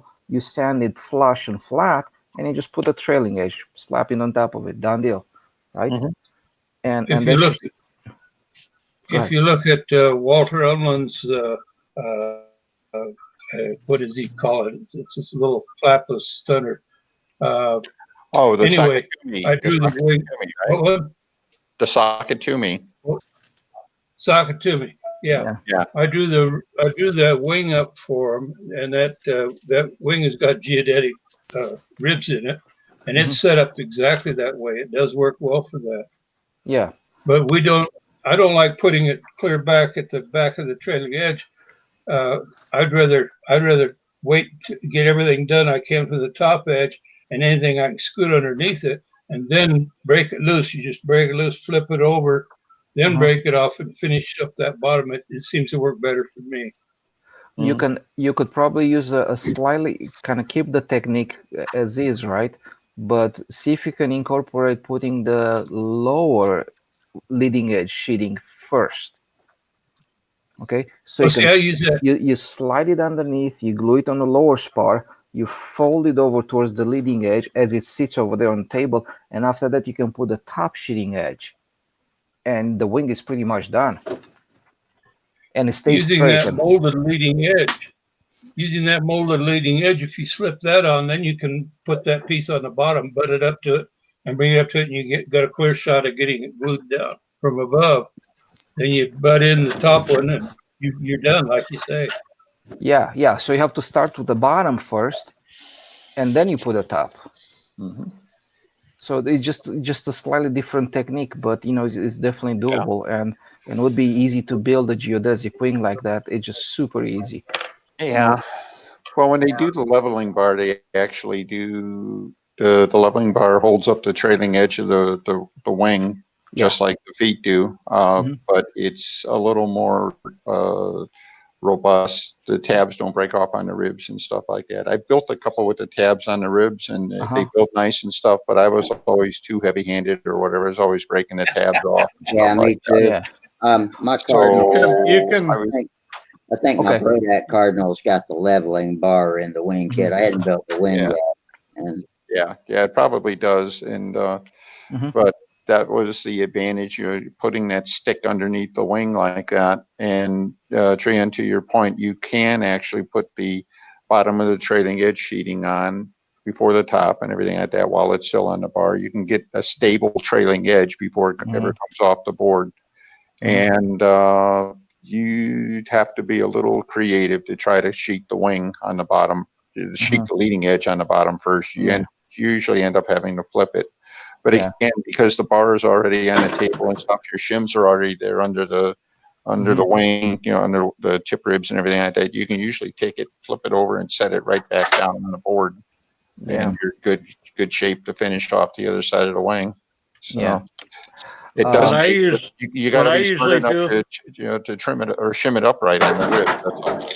So what I usually do for the tabs is just put a little piece of masking tape each side of the tab Mhm, to mhm. stabilize it. Yeah, I ended up Keeps it doing from that breaking too. up. That was the only way I could get there. If nothing else, when I broke the pieces off, at least they stuck. They stayed close, so Yeah. I didn't lose them. Or even double stick tape on a piece of balsa. Take Yeah. a piece of balsa wood, put double stick tape on it, cut it in the little pieces, and just put them there. Just clamp them left and right to make it Yeah. rigid. And when you take it off, you just remove them. It's just sticky Yeah. tape. Now, one thing I have read about that I've never been brave enough to try, and I think, John, putting your words in your mouth, I think you were mentioning this, is you can literally glue the ribs to the table on the tabs. Yes, that's Yeah, the idea. even Yeah. like rubber cement Yeah. or something like that, and Yeah. you're not messing around with pins or anything like that. Which Yeah, that's the so idea. That's exactly the idea I had. Yeah. Because so you glue them. Yeah. Your plan is Use not even a NCA. plan. Your plan is not even a plan. It's Mhm. just a sheet of white paper with some rectangular shapes in it. And it says, this is rib number 1, rib number 2. And you put the legs right in the middle of the rectangular shape. You glue it vertical, straight on Yeah. your working board. Yeah. And they never move. They are in position like that, whatever. You're done. And Mhm. from that It's point on, even just better if you got glass on top of your table. It's better then because you glue right to the glass. When you're done, you just take Mhm. a single edge razor blade and just wipe it off. But Yep. I use thin CA when I glue it down. yeah. Just a drop. It's all it takes. Yes. Yeah, exactly that. Yeah. Man, y'all are giving me the itch. I need to get out there and get that wing on the table. Because What I liked was I seen on YouTube was like an I-beam. They took a piece of balsa wood and cut it, and your ribs slid into it the opposite way every other one. that's how the baby flight streak was. Maybe the full size flight streak too. I And don't then know. that was done, you stuck your top and bottom spar on it. Mhm. And then in the back, they did the same thing right at where the 1 inch trailing edge came. They had another full spar there that was all notched, and you slipped everything in. And then you set it down, squared everything up, and then just went around and glued stuff. And it come off the table all locked into place. Mhm. How many of you guys ever built one of Gerke's wings for the Novi? That is one of the best systems I ever ran across. You build it like an I-beamer, but you're not using I-beam ribs. Your ribs are slotted, and I do mine in the shape of an I-beam. So I've got a 1/8 by 1/8 by 1/4 flat on the top and bottom, and an 1/8 inch down the center, just like an I-beam. And before you glue it together, you start it into the fuselage, and then you start putting the ribs on, sliding them in, putting in place, spacing them. You get to the end, you set the tip plate on, which is just like with an I-beamer. It's got the plate, hits the table, and now you get everything lined up in that. And I've had them come out when they're cut tight. I've had them come out so tight that even without glue on it, you put your finger on there, try to push down on it, it's almost impossible to bend it. It's that strong. And it's easy to do. It's a fast building wing. Denny knows about them.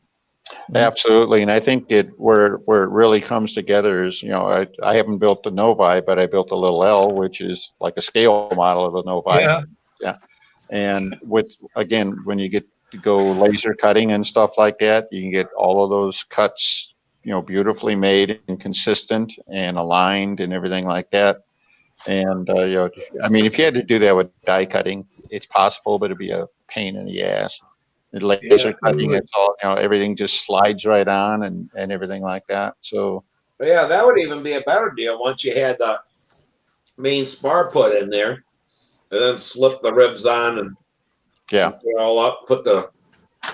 you just like John says, you just start sliding parts and everything like that, and then it's, oh yeah, I got to glue this, somewhere along the line after you got everything all aligned and everything like that.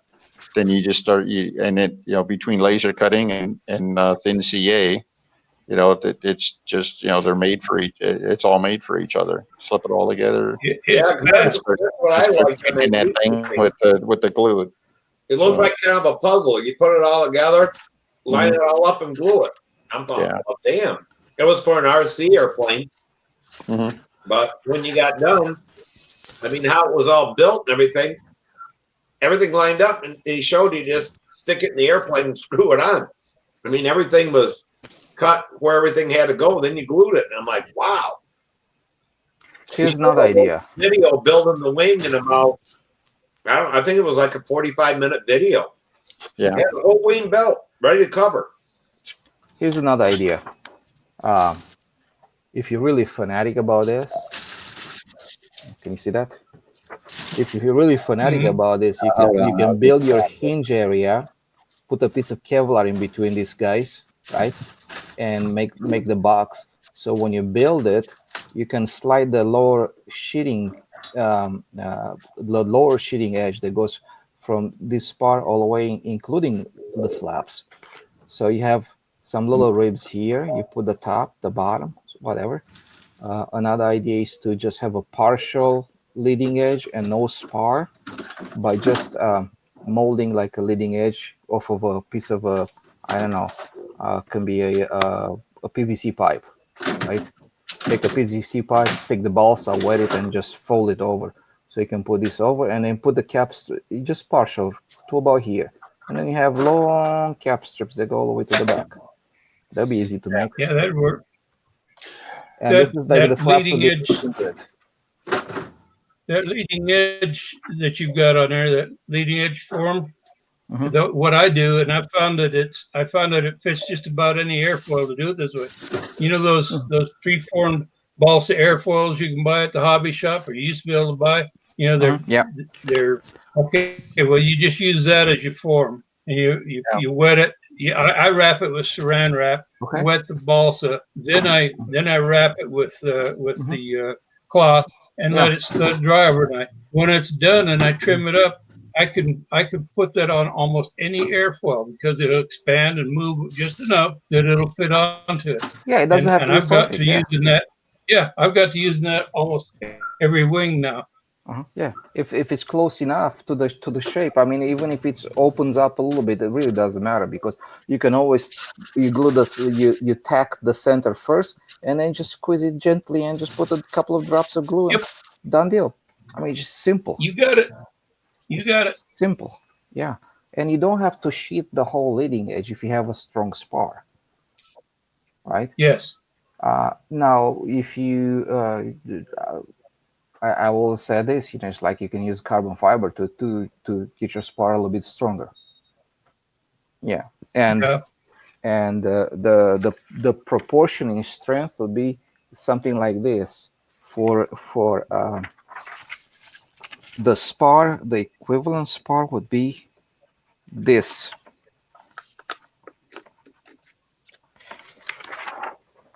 This would be your equivalent spar.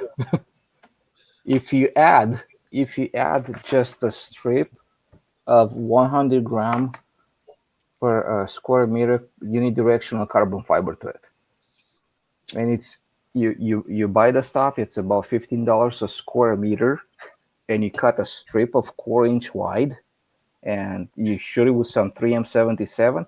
It just lay it on top of your spar, done, and it's there. And after that, just hit it with thin CA, and it's gonna just have it stick to the top of the spar. Man, that thing was gonna give you the equivalent of that, because you brought up something that I've been wondering about. Trajan, you've had a lot of experience with carbon fiber and things like that, much more so than I have. And I was always told, or I understood, that using the carbon fiber, it's best to have it sandwiched between something so that it doesn't break loose. But you're putting it right on top, and then gluing it there. And is the glue joint strong enough? Because I've had them delam on me if I tried it that way. Delam, and somewhere in the wing it'd pop up. No, I don't think it's gonna delam, and unless you're under extreme amount of stress. Thin CA, it all depends how you glue You've it. seen me fly. Yeah, if your gluing technique is wrong, I mean, it's just gonna be wrong. But what works super easy, and just what you do, you just put it in a position with the 3M77, and you just spray a very light amount of it, right? and you put it on, and it just sticks over there, and now it's going to be bonded to your balsa spar, right? Whatever it Right. is. And you really don't need a lot of balsa spar. You just have some kind of support for it. So, um, and then if you combine that with the shear webs, where it stops it from going in and out, the carbon fiber is going to take all of the load, and it's so strong. The balsa wood has a shear strength about 1,400 pounds per square inch. Carbon fiber has about five 500,000 and change. That's on the normal usage, right? But its ultimate shear strength, it's over 1 million. So Yeah. so it gives you the scale factor, how much stronger it is. The idea with the carbon fiber, you don't want it to uh, it can bend, it can flex a little bit, right? But like, you don't want to put it over something soft, okay? Because then you can just do this and be wavy and stuff like that. It's going to give you the strength in a direction in which is laid, right? So because your sticks are like this, right? If the carbon fiber points in the same direction, that's the direction in which you don't want to point the carbon straight up and down or some other crazy direction. You want to point in the direction in which you want it to work. Now you're using unidirectional or veil. I use all kinds of stuff. I never use veil. Veil is worthless. Okay. Veil doesn't add any strength. The only thing that veil does for us, for those who use it on the outside of the wing, outside of the fuselage, it gives you some dent, fingernail poke kind of resistance. It's not a structural strength that's going to stop, because the veil has no grain. It's just a bunch of little pieces of carbon that are intertwined and being held in place with some kind of a binder, just to hold it in a shape so you can manipulate it, so you can hold it in your hand. That binder is going to dissolve as soon as you put something on it, or like whatever it is, epoxy or whatever else. But the veil, because of the way the grain is, the only thing it does for you is prevent you to, like if somebody goes like that and pokes in your skin with your nail or something like that, it's going to prevent that. That's about the only thing it does for you. There's an old joke about the guy sitting there with his airplane sitting on the ready line, and this old lady's gone up and poked her finger through it. Oh, it's paper. Yeah. Yeah, that's it. So, yeah. Hey guys, I gotta get. We'll see you Friday. All right, Steve. All Good right, seeing you Dave. again. Take care, man. I gotta go too. I've got to work tomorrow. See you guys. All right, good All night. righty. See ya. They drop like flies. That's it. Just a couple of us left. The That's numbnuts. all right. So Denny, how's Hey, these little?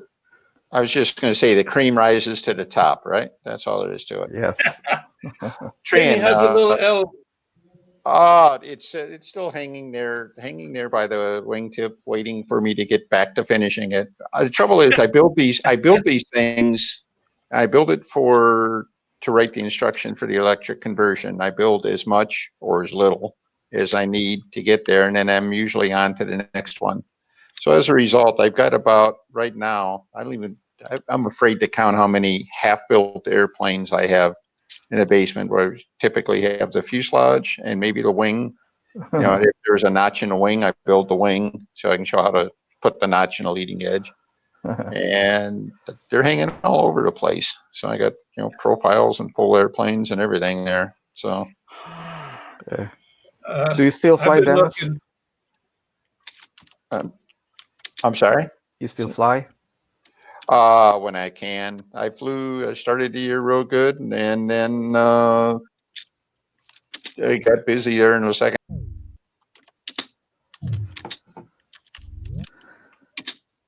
Okay. Denny, I've been looking at possible planes for VSC this coming up, and are you familiar with Baker's ME 109? I'm familiar with. Yeah, is that the RSM? Or no, that's No, it's no. yeah. I don't think anybody's making a kit of it. Let's It's a see. very scale-looking ME 109. Okay. Anyway, I was I looking get. that up in Wilkie's on Wilkie's disc, and that looks really interesting. It looks like a decent build. Of course, I keep flipping back to Mackey's Monster, but I've looked at Mackey's Monster too, and it burned a hole in my head. I need to build one of those, but just me 'cause. too. I could just see if it's not good for stunt, it'd be at least good for demonstration flights. An Well, that's 8-minute it. pattern. Well, that's it. I mean, he was Charles did a lot of out of the box thinking, and I think a lot of it, frankly, may have been dead ends. And the monster is somewhere in there, but he was definitely trying to do something that was different than anybody else has tried, before or since. And he really didn't stay with it, but that's because he was on to the next experiment. Yeah. But I'm Is he thinking, still alive? Mackie, I don't know if he is or not. I don't either. He was publishing some stuff up to a few years ago. He had something in the model aviation, a triplane or something like that. But you'd have to ask some of the Californians. I think that's where he's at now. That's where I last heard of him, but haven't heard of him on any of the things up here. Yeah, but the monster was good. Did you ever build anything with the was it the carousel he had with the was a pendulum flap on it or something like that to try to get extra? Yeah, he had a weighted flap. He had a weighted flap. I never built it, but I read about it. Yeah, I read about it. And obviously never saw anybody A else weighted use it. flap? What is that? Imagine an aileron, if you will, free floating, with a pendulum or with a weight on it. I think it was inside the wing in such a way that when you did a corner, help me out, John, when you did a corner and they had the weight going down, it would deflect this flap, this aileron, I should say. It was a counterweight, but he also moved the control surface with that pendulum, so it would make the airplane, I guess, roll away from him. Is right. That okay? That's right. So I don't know how that worked or how it could work, and but imagine an airplane designed to always roll away from you. All right. Based on how it was coming, and then it would roll, to the outside to maintain line tension. Or if you were doing an outside corner, it would roll the other way. All right. Sounds like a Ray brother to me, but that's Well, not imagine that. a Ray. Well, it was not directly controlled like the Ray brother was. It was done with this pendulum, this weight, and you'd have to look up an old time plan. The carousel, I think, is the one he put it on. Yep. And I don't know that he put it on any other airplane, did he? Nope, not that I know. It was kind of a dead ender. I don't think it went very far. Yeah. And in some of his other airplanes, he did things like the inboard flap was considerably larger than the outboard flap. I mean, like full span versus half span. I mean, a lot different. And again, the idea is, he was going to use that extra flap to generate a great big roll, differential flap, if you will, without having a differential mechanism. Without considering the fact that that flap is also drag, which is, drag, which, in the wrong direction. So yeah, it would roll away from you, but it would also yaw straight in at you.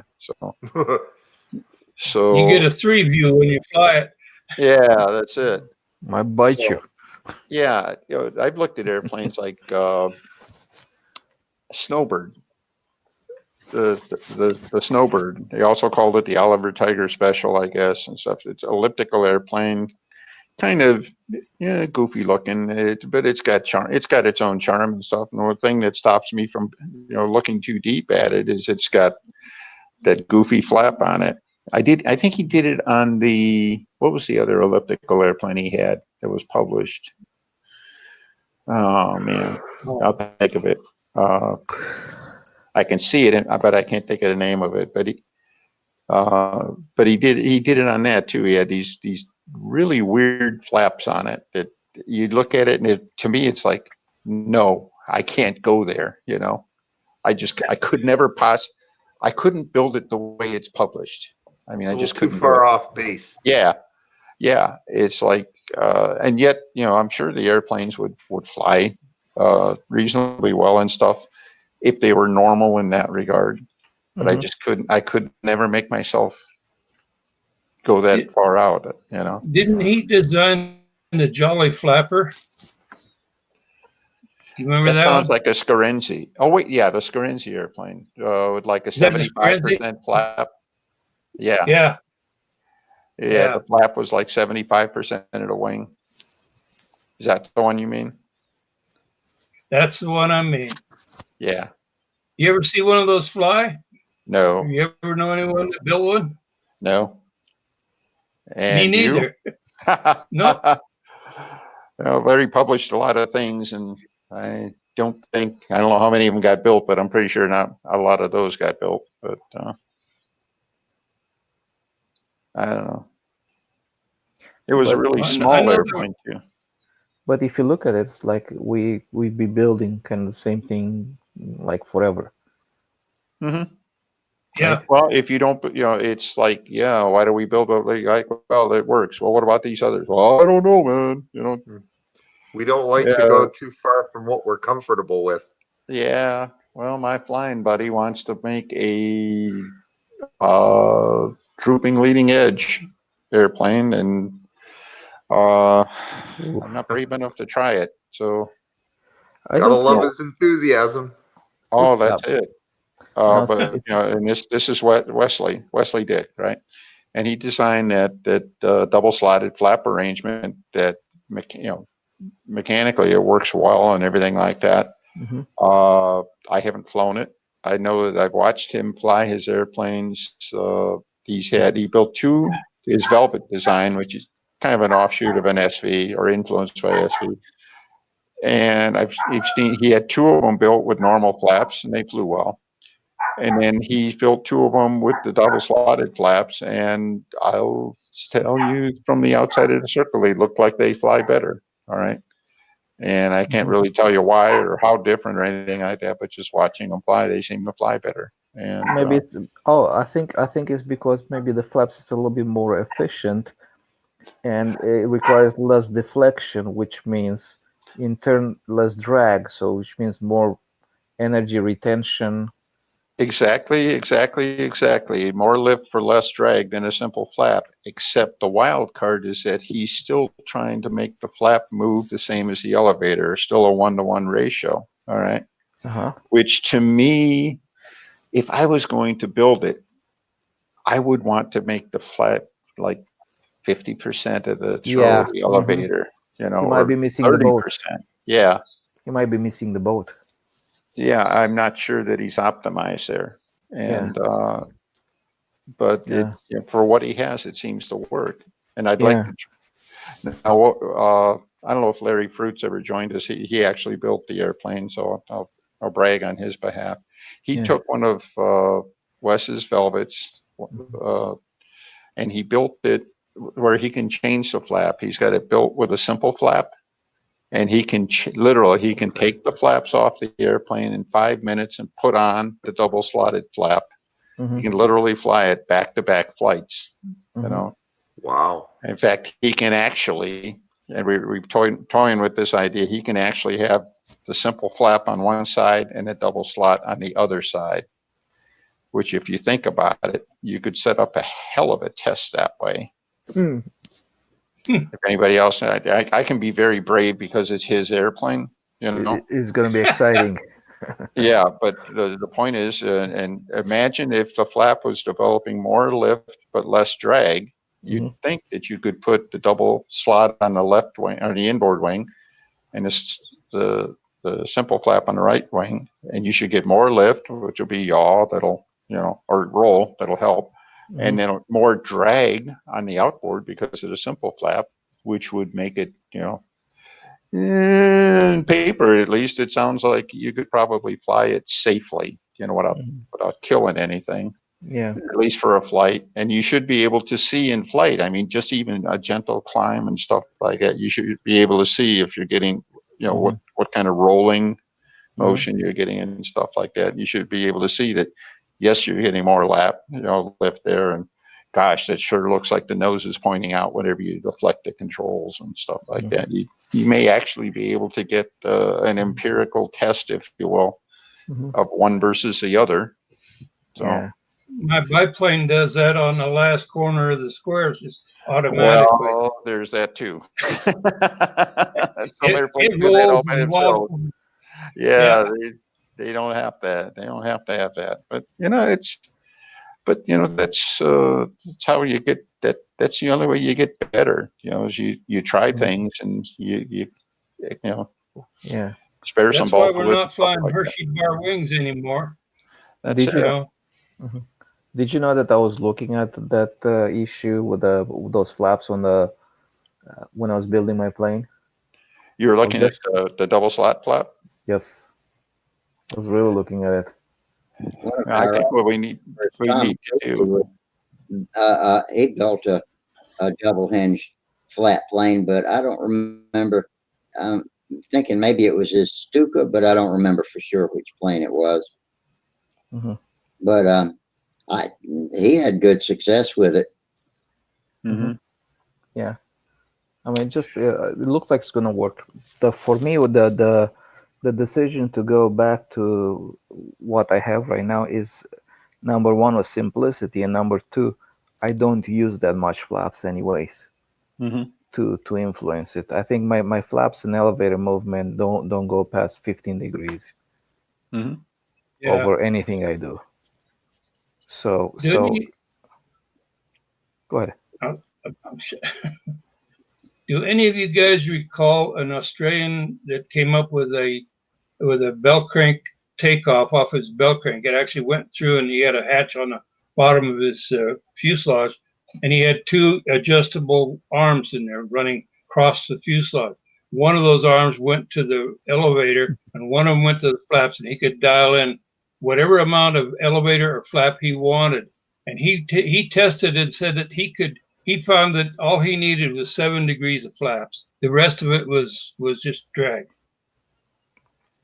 That's exactly the system I have in my plane. That's right. I was about to say that, Trey, and you have one that's just about infinitely adjustable. Yep, same thing that you're talking about. Yep. Yeah, but to John's point, yes, I remember reading that post, and I thought that was interesting because he, as I recall, he said he used to test fly his airplane with no flap deflection, and then just start adding it in, and yeah, it was a very, very small number. And Trian has that system designed where you can do that. Damn near infinite adjustment is the way I remember it, Trian. You can adjust just almost everything, can't you? Yeah, anything. Oh, yeah, that is outstanding. Yeah, I'd love to see that system. Yeah, it's in the reruns on here.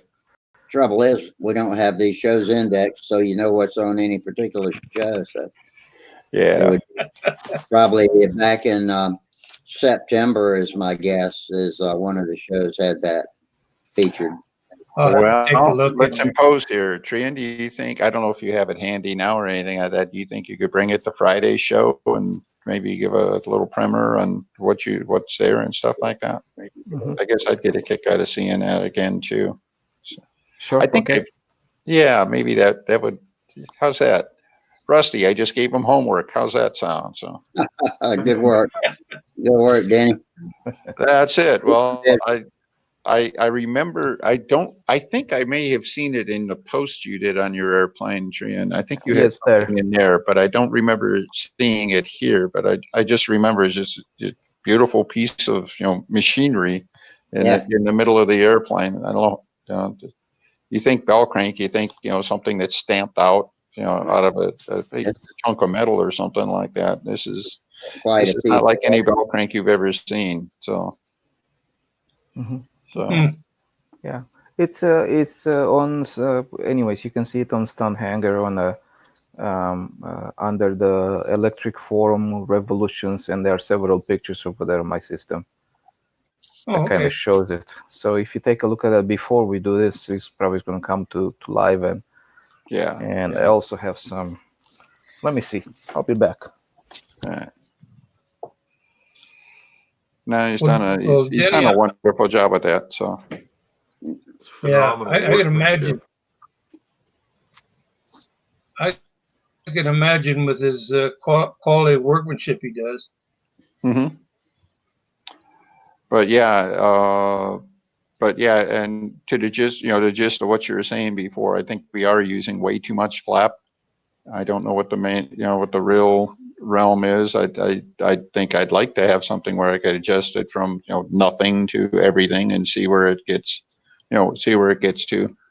Trying My to But find the sweet spot. Twister must have had a misprint on the blueprints because it had the control horn, or rather, it had the bell crank rod coming out to the lower hole on the flap horn, and the higher hole went back to the long rod to the rear. And I flew it like that the first time, and it was like flying a giant half A plane. It was just squirrely as it could be, and so I reversed the positions and lowered the ratio so that it had less flap than elevator. And mhm. Are you talking about the Cardinal?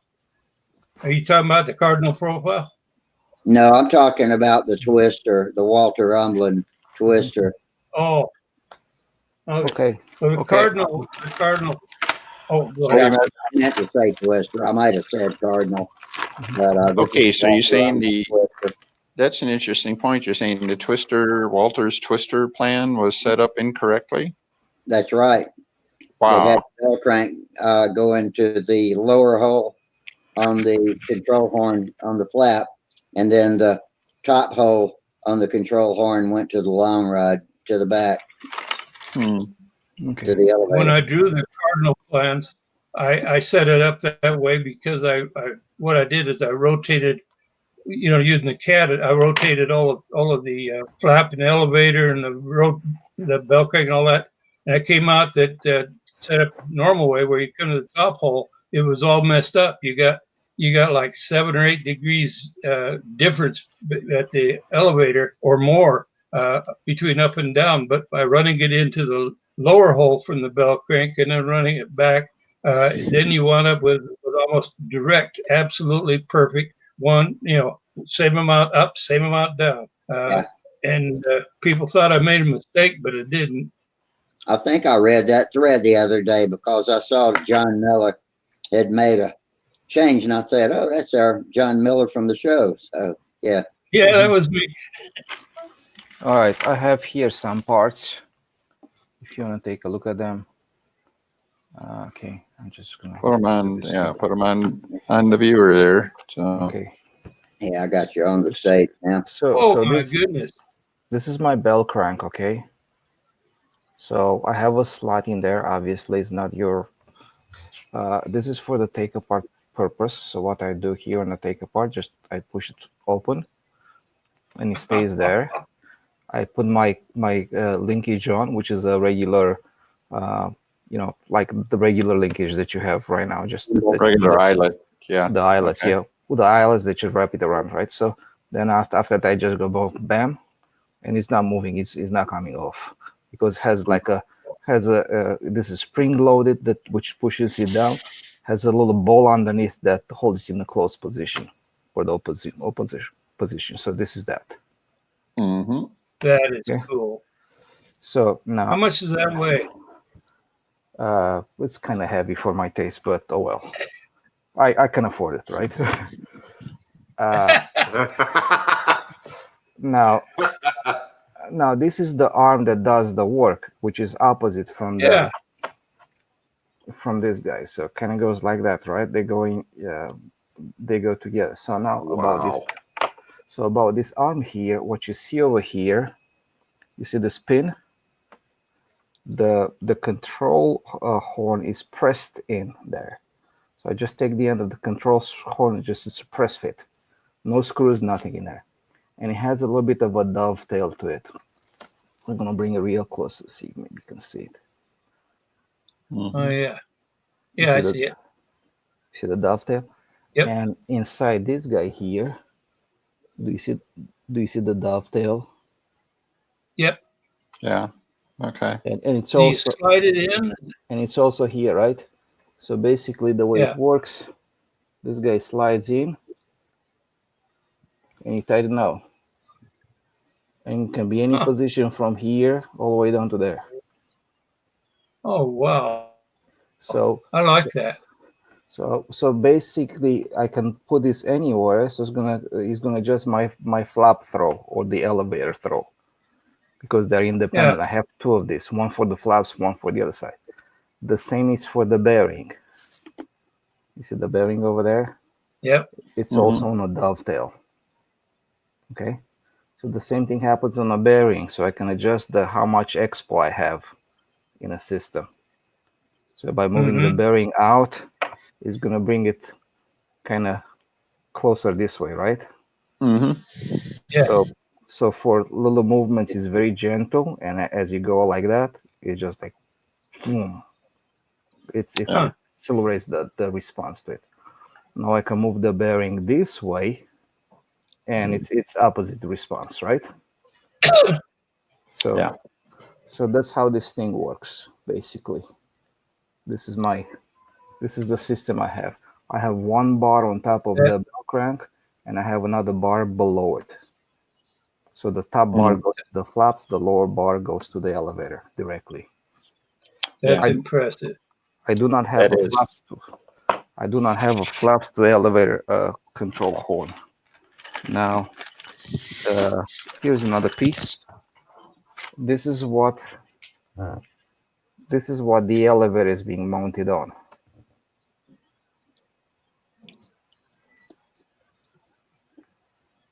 See that? Yeah. And Wow. it has a screw over here. What I do with this guy, I just glue it in the fuselage permanently, and it's just a little bit about 1 inch sticking out. And the elevator just slides on, one screw, that's it. It's in position. That's clever. And the elevator has a control horn. That is this one. Yeah, I can show it. Actually, I'm gonna show you that. This is my yeah. This is my elevator control horn. Just looks like that. And I put one L-shaped piece on one side, one L-shaped piece on the other side, and these pieces do have a if you can see it, you see the flat over there. Yeah. But Yeah. So this That's where your flat set screw goes again. exactly. So it's not gonna rotate. It's none of that stuff. Like a round on the Yeah. round or something like that. So that's that. And for the flaps, uh, similar system for the flaps, but slightly changed and modified. Okay, here you go. This is for the flaps. Okay, Mm-hmm. and this piece is also for the flaps. So what happens is the control horn. Okay, which way? Yeah, like that.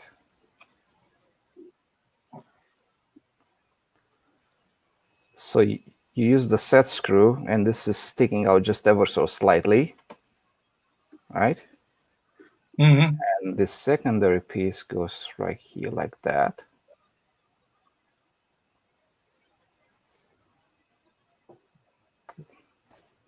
Hang on, let me get the right piece. It really doesn't matter. It's like this. And on one Holy side, smokes. and this is adjustable. You see that? Yeah, I see that. No, No more flap tweaking. Yeah, no flap tweaking. You just loosen up the screw, as you can see. But This guy, you see, it yeah, says little slot to it. It yeah, allows like 5 to 10 degrees worth of tweak, phenomenal. yeah. and That is super. this is the system that's in a plane right now. Now, once I'm gonna find something that I really like and really works, I can I can take this completely out and make a custom one that has just a pin. It just has a pin for the push rod Yeah. and another one for the belly, because I know exactly what I wanted. See, And yeah. and this is one of the reasons for which I made this, because I didn't know what I wanted to have. I had no clue what's gonna be. I just like, I don't know how much throw I'm gonna have. I don't know how much elevator push. What am I gonna do? I have to make something that's adjustable. Well, So, what are you running for throws now? hmm? What? What have you found for your throws now? Like They're 17 very, degrees flat, uh, if that, if that. if that. Yeah, I've been running basic 17 and 28 to 32 on the elevator. Uh-huh. No, not even that. I don't think I will go over 20 anywhere. I don't think you need to. I think I've got more than I need. Yeah, I don't think I ever used them. Even I'd be curious to put the camera in flight and take a look at how much flap throw do I have. Because if Yeah. you don't have a whole lot of flap throw, then even though the double flaps is nice, right? It might not be worth it, worth the trouble and anything. Because if you have, um, like on a wing, if you, as the air flows on the top of the wing, if it goes straight on the flaps, because the flap deflection is right there, right? So if you have, if you see, it's like if you follow my hand, it flows smoothly, right, with the flaps deflection. So let's say this is neutral, right? You go Right. here, you have nice and smooth flaps deflection. If you go to about here, you're still fine, right? But now from this point now, as you go more, you're just losing it because it's not doing anything. You just use this laminar airflow on top of the flap. So if you just use a little bit, 10, 15 or something like that, you really don't need to go nuts, right? But now the flap has merit if you go a lot of deflection, right? So Yeah, I think one of the things about the double flap, and I've tried rationalizing it an awful lot, everything like that, it uses a thin trailing edge. It doesn't really have a flap cut. So you have basically three, you have the wing, and you have this tiny flap, a full airfoil flying behind the wing, and then you have a larger airfoil flying behind that. So you get a transitional thing. And so, and just in full size, the flaps like that were developed more for their lift enhancement than for drag. They actually have yeah, less drag. yeah. So the magic question is, if that flap only deflects 10 degrees, is it worth any, is there a payoff? If it, and does it really have to, on in full size aircraft, of course, they would have a very large deflection, especially at landing, to keep the lift up as much as they could. If you're only going to deflect it a little bit, is it worth it? That's a very, very good question. So Yeah, It is a and good that's point. Yeah. yeah, and that's why it's like, since I don't use that much, I mean, why? mhm. That's part of my decision why I did that. This is the What? take up for the take apart system. If you okay, can you got me? You see me? Okay, all right. This is on a take apart system. This is a pin, and it goes inside the wing joints, and you just thread it in. So by threading it, you can adjust how far it's in or out, right? Mhm. So it has some adjustments over there, right? And and this is the locking barrel, right? It's like a IKEA furniture kind of camshaft. You Mhm. see, You see the eccentric. You see Mhm. Okay. Yeah. it's a little bit eccentric. So what actually happens when I take it apart, I put this stuff in, goes like that. See that Mhm. goes in, and then as you rotate the barrel, it goes like that and pulls things tight Okay. Hmm. with half a turn. And that's how I take apart everything. This is how I Mhm. take apart the nose. When I remove the battery, just half a turn, nose comes out, disconnect, take the battery out, put another one in, reconnect, put the nose in, half a turn, I'm good to fly. I mean, Yeah. it takes me about 30 seconds to do that if I take my sweet little time or the Yeah. mistakes. Yeah, John. Trian has found he's developed the ultimate opening battery box. So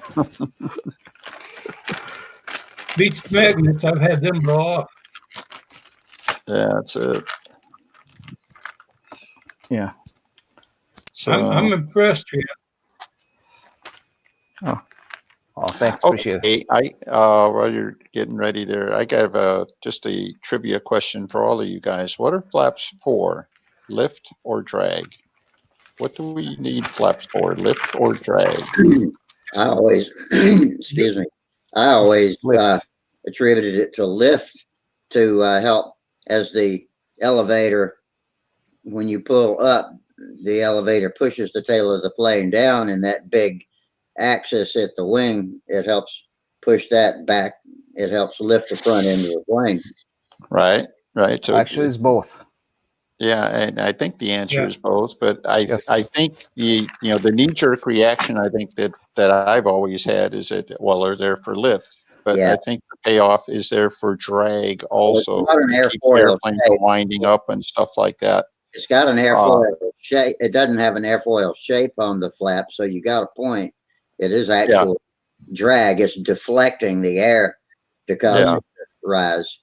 Well, and Have you? if you look at the lift curves on an airfoil and stuff like that, typically if you get beyond maybe 10 or 15 degrees of flap deflection, the Mm-hmm. lift doesn't really go up anymore, but the drag starts rising, incredibly high. All right. Mm-hmm. Yes. That's why, takeoff flaps are like 5 or 10 degrees and landing flaps are like 30 or 40 degrees because you want drag, Mm-hmm. but, Yeah, you so can definitely control the plane on a high descent steep, on a steep descent, and without just gaining airspeed or anything like that. So yeah, I learned more about flaps flying RC sailplanes than I did in flying stunt planes.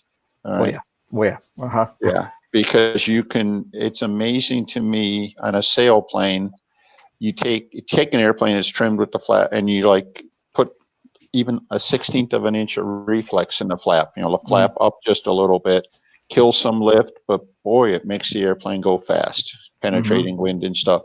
Yep. And flip side, you put in just a little bit of down flap,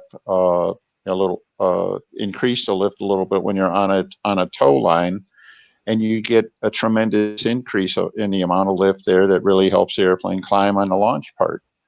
But And actually, you want that because you have so much pressure from the flaps pulling the plane out. It stretches that line out. yep, So when you get on the top, you just put the nose down, and it just takes like a slingshot the plane straight into the ground. And as soon as it detaches, you just make a 180-degree turn and go climb up. It's called a zoom, and yeah, it's Zoom unbelievable. launch. Yeah.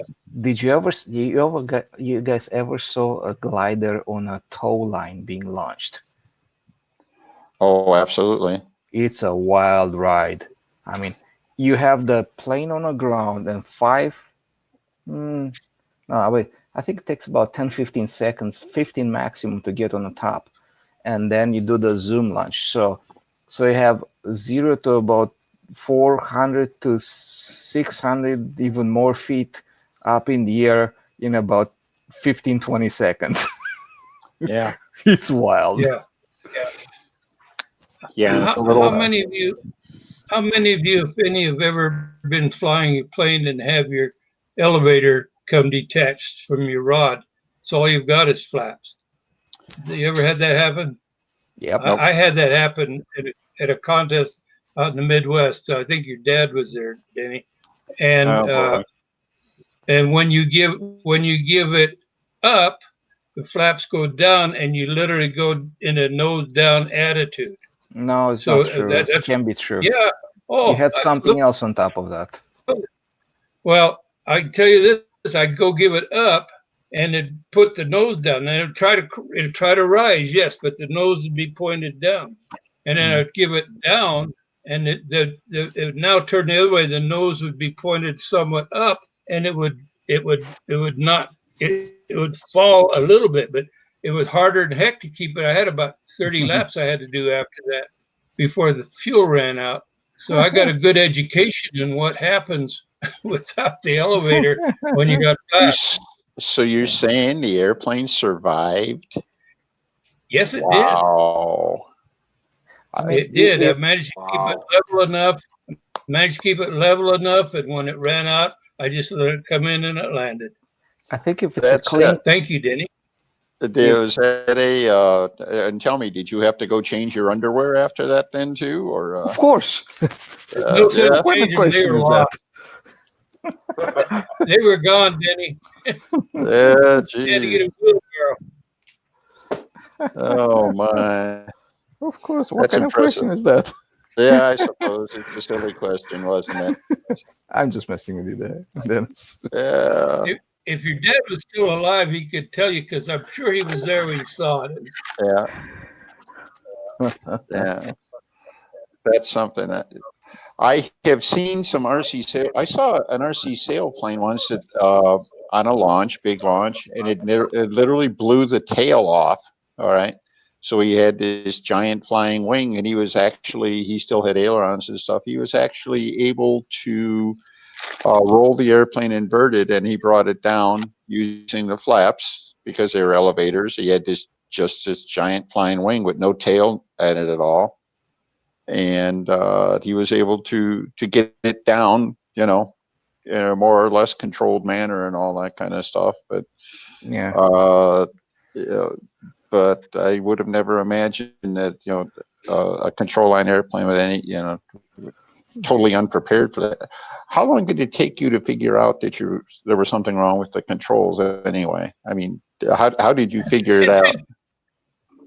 Well, I was flying and I wanted to go into a maneuver, and I gave it up, and it did that weird twisting thing, and I realized, oops, something's not right, and so I tried to hold it level, and I tried to get it to groove in at about 4 feet, and I was doing this with it, working the flap up and down on it. Eventually, Mhm. within the laps that I had to do before I ran out of fuel, I learned enough to know to just get it to a point and then leave it alone and let it sit there. And it flew level, flat and level at that point after that till the fuel ran out, and then it just descended down, landed. So on top of everything else, you're frankly lucky enough to have the thing fail in level flight is what it amounts to, right? Absolutely. If that had failed in a maneuver, I don't think I'd had the airplane. Yeah, there's Yeah. no way you would have, but okay. And he had another thing that was lucky on his side. Sometimes, many times, when the control horns or push rods fail, they get jammed in something else. Yep. Or Yeah. when you move one, you hit the other one. Kind of like that. It's broken, but sometimes you just hit into it, and you have some crazy stuff going on. So you probably, when it broke, it just fell off out of the way, and I said, okay, we just have a nice clean flap only control, and the elevator is kind of self-centering at the point. It was a profile. It was a Fancherized twister is what it was. Mhm. And so everything's out in the open. When it broke, it all fell away. I just built a twister last year for my boy to go out and fly with him. So his first plane. Good airplane to That's learn on. terrific. Yeah, I mean, it's just like if I, it's a solid learning tool, which is not too expensive or too crazy to really cry off for it. So that's that. All right. Yeah. All right. I don't know. Denny, who was that Midwest guy that flew a twister from beginner up into the expert range in the Midwest there? Do you remember him? It was a Uh, green, and was it who again? it was a green colored with some white on it, and it wasn't Fancher. It was just a straight twister. And he Hmm. had that thing flying so well, he flew it right up into it and was winning an expert with it. I He's in don't the know. Illinois area. Okay, Yeah, yeah, I'm not John, sure. I can't remember his name either. I think I know who you're talking about. Way back when back, I think I flew against him. I saw him flying it in expert when back in 96, Yeah, 97, yeah, that did him. 98, no more than that. I think his name was John, but I'm not sure. He was flying with me, Brick House, whoever was over there at the time, Mark McKinney. Yeah, Yeah. I was flying intermediate at the time, by the way. In 96, yeah. 96, yeah. I think 95 I learned the pattern. What a story I that was. I was flying a crappy plane before that, and I said, I'm gonna step up my building techniques, right? So I was flying basically it was a combat-ish looking wing, right, with a foam leading edge and two, three ribs and the flaps on it, and they look like with a regular plane on it, right? So and the nose was so weak, the motor was vibrating, and I had all kind of foam. A bad motor run. I could never get it to run right. So I made a slight upgrade from there. So I bought me an SV12 kit, and I put a OS Mass 46 VF on it with tune pipe, carbon fiber prop, aluminum landing gear at the time, which was like the Vogue at the time, and I mean it was just after when I flew it the first time, my jaw just dropped. Like, what in the world just happened? It's going like Mhm. from a Yugo to a Ferrari, and it said, and it go like, holy smokes, this is nuts. So, from the moment that I put the first flight on the plane, initially I was kind of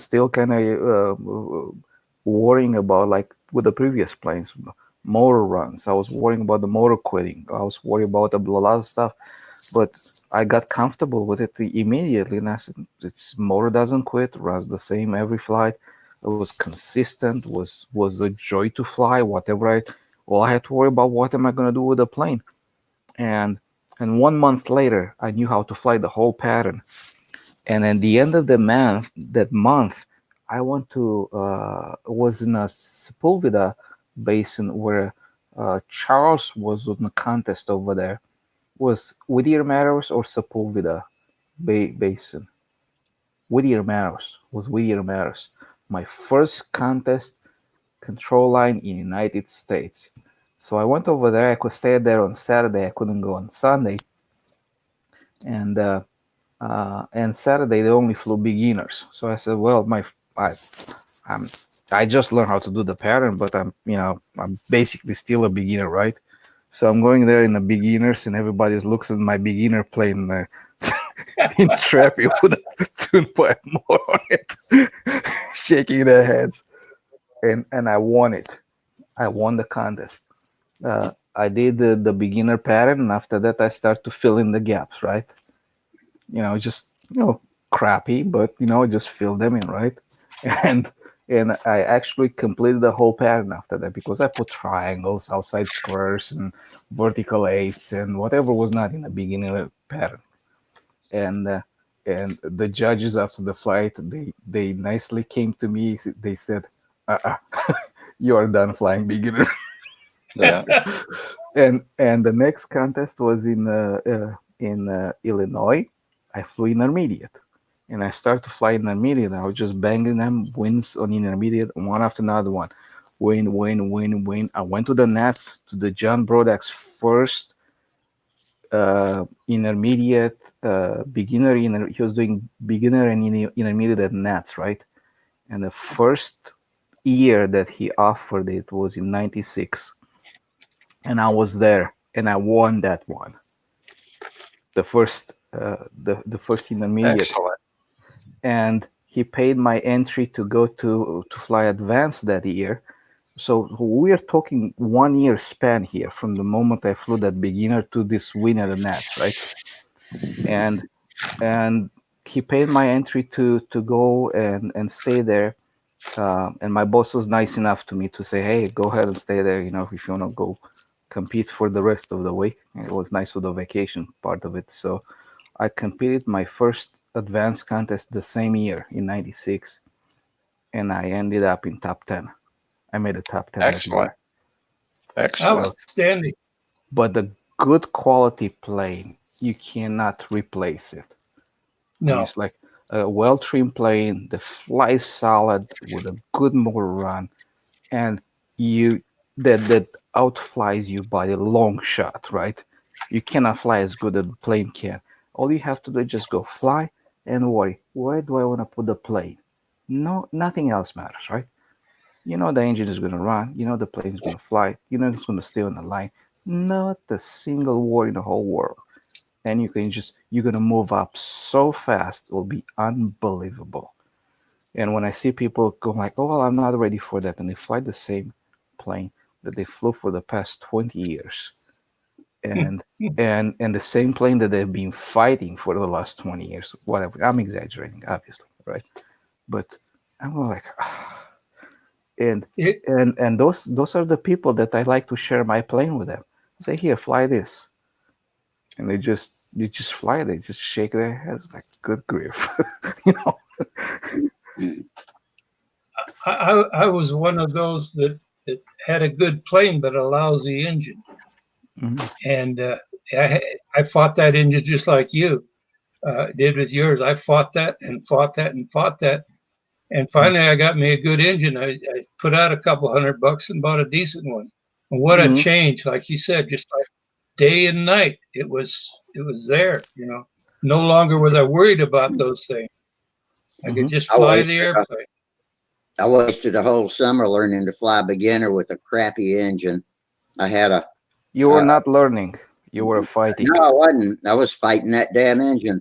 It was a Thunder Tiger 25, but it was not the right engine for that plane at all. Hmm. Hmm. Makes a big difference when you get a good one on there, doesn't it? Oh yeah. But you can have a good motor and a shitty plane also. And Yep. if you build a plane that has a very weak nose, I don't care what motor you put in there, it's still It's not gonna good. run like crap. Yeah. Yeah. Mm. So and this is the a lesson that I learned from Wendy. Dennis is looking at me go like, "What?" Wendy. Hmm. No. Windy, I love Windy. He's Oh, like Yeah, a he's brother. awesome. only made it He's a once. brother. No, I'm Yeah. just agreeing. Just thinking back, I've been very lucky actually. You obviously, you guys, my dad worked on engines and stuff. I never had much trouble with engines. All right. Hmm. And certainly not like I've seen other people have and stuff. And I hear stories like this, it's just, yep, yep, yep. That's it. So, and I'm Yeah. just also thinking now that you know we we look at things, what it takes to become competitive, or even to really just to enjoy flying stunt and everything Hmm. like that. How much of it is just boiled down to getting an engine run? All Yeah. right. Well, now, in the last, 10, 15 years now, we have a technology now, the electric power and stuff like that. Engine run is not even it's not even a question anymore. You No, can not at all. you Yeah. can literally buy an engine run. Yeah. And folks who know how to run engines, God bless God bless us all. Hmm. If you can Yep. make an engine run and everything like that. But I tell you, I don't miss a flight. I don't ever miss not having to adjust an engine. All right. Since I've started flying, well, exclusively the last 10 years and stuff, I just don't miss it. I appreciate it when I see a good engine run, and if people I fly with have some fantastic engines and everything like that, love it to death. Don't miss it. Yep. Simple as that. That's kind of the same thing. I just went into it and I said, originally when made the revolutions. I made it for a double nose to go ICO or electric if I wanted to, Mhm. and I can still do it obviously because it depends on Sure. what I put inside. But after I start to run electric, and I said, man, it's like uh, this is just easy stuff, right? And Mhm. somebody on Facebook came in and said, "Oh, they should be banned, boring." And I said, "I'll take your boring comment as a super compliment. When things are so easy, they are boring. I Mhm. like it because that's what you want instant. You Yeah, want boring shit. You I'll want a kick plane your that's ass gonna all over the circle with my boring airplane. no, it's what I'm talking about. Boring means is does the same thing over and over and over again. It doesn't miss a beat. It's consistent. It does the same thing, right? That's what you Yeah. want. That's what you Yeah. want. Boring And is I good. guess I'll never be boring. yeah, and yeah, I'll say I'll pick on Lenny a little bit here. He makes nice boring airplanes. His stuff always works. His engines run and everything like that. Hmm. He's They didn't used dependable as dirt. And they didn't that used to. yeah, well that's right. You learned how to make that work. Yep. Yeah. The and you talk to somebody, you talk about consistency of electric, and everybody's there's a lot of gas guys say, well, yeah, I can make them run consistent. I said, no, you don't understand. No, Consistent means exactly. it runs exactly, not close, Every time. exactly the same. It does the same number of laps in the flight. I mean, Oh, it that's quits amazing. in the same part of the circle every single time, And that's why I That's, can't criticize it because I've seen it. yeah, well, that's it. And I'm not going to I can't criticize, criticize it. I watch you running anything from Fox 35s to PAs or whatever the heck your whole fleet has there, and everything you have works. I'm certainly not going to criticize any of that. But But I it's, know what you're saying. The electric the stuff consist, is yeah, very consistent.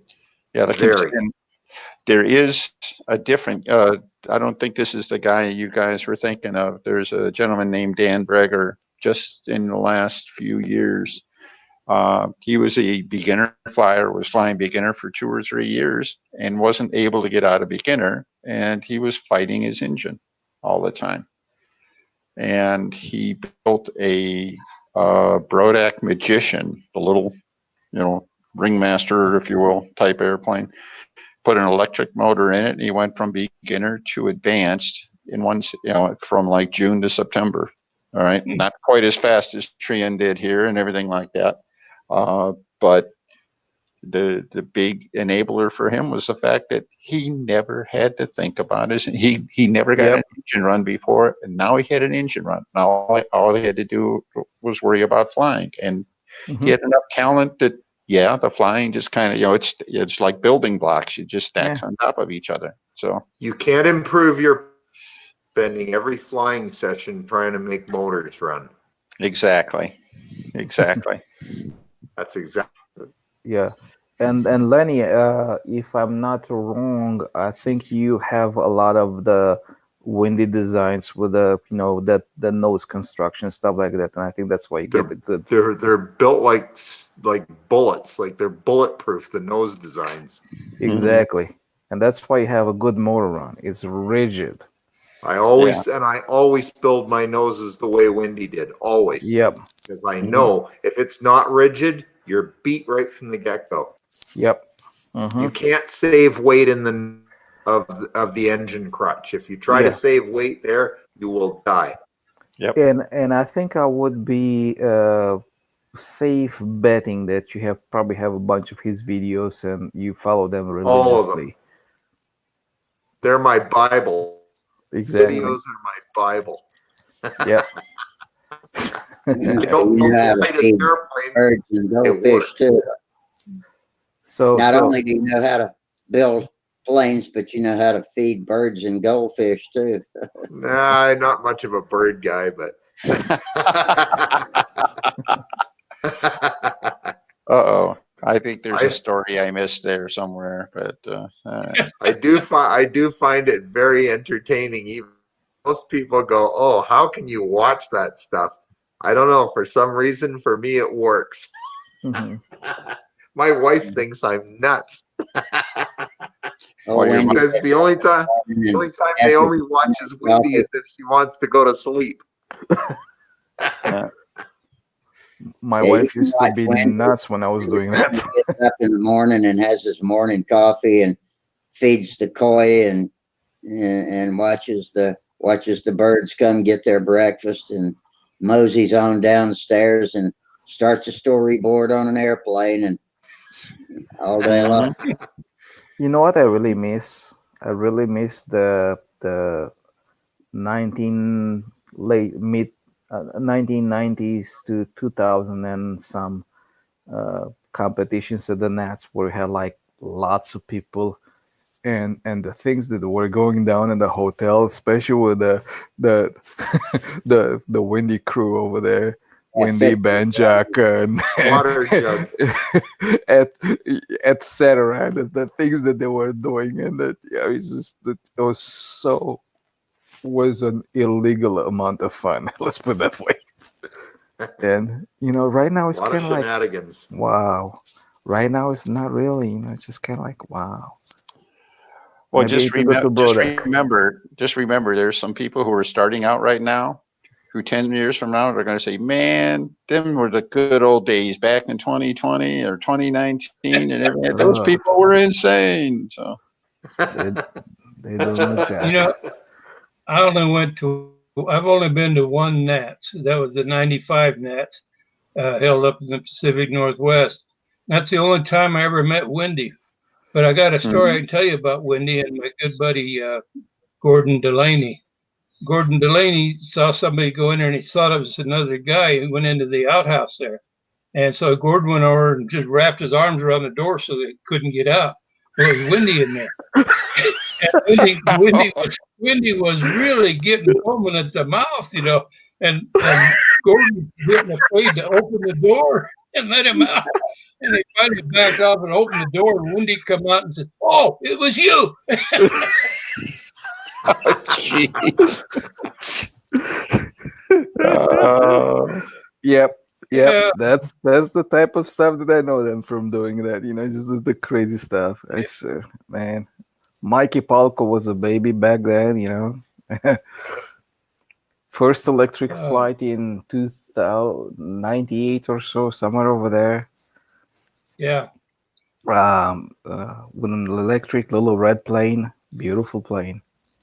And I remember the flight. I saw it. I was there. Wow, times the days.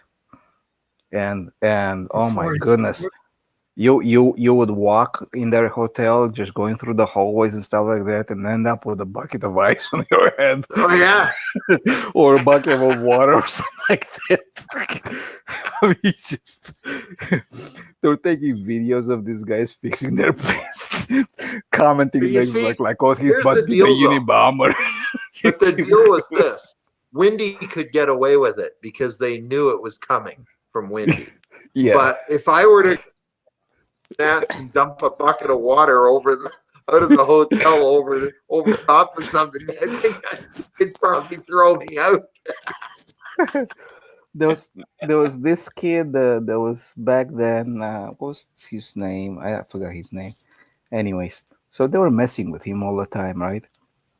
And one time, late in the evening, everybody's sitting in the Ramada Hotel back in the patio by the pool, pizza, beer, good times and stuff like that. And they grab a big bucket of water and put ice in it. And the fucking is walking in there. And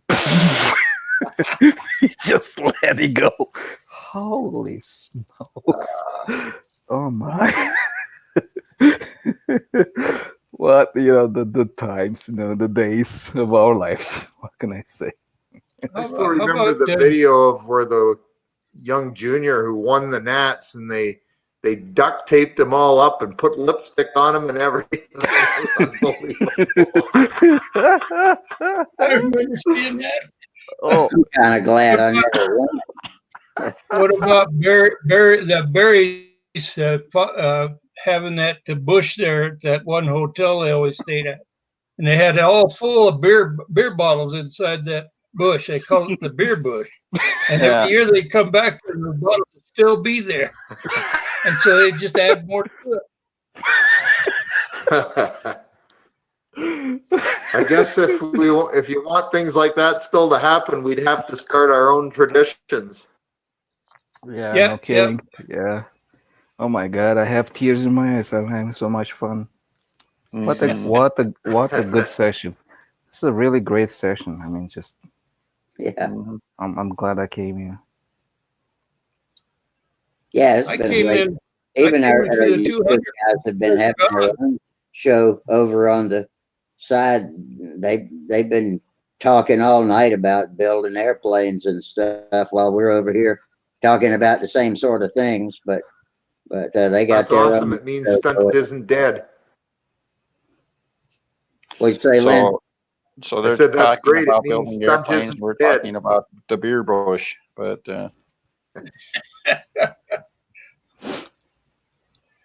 If you can put stunt, make a iPhone do the stunt pattern, that would be great.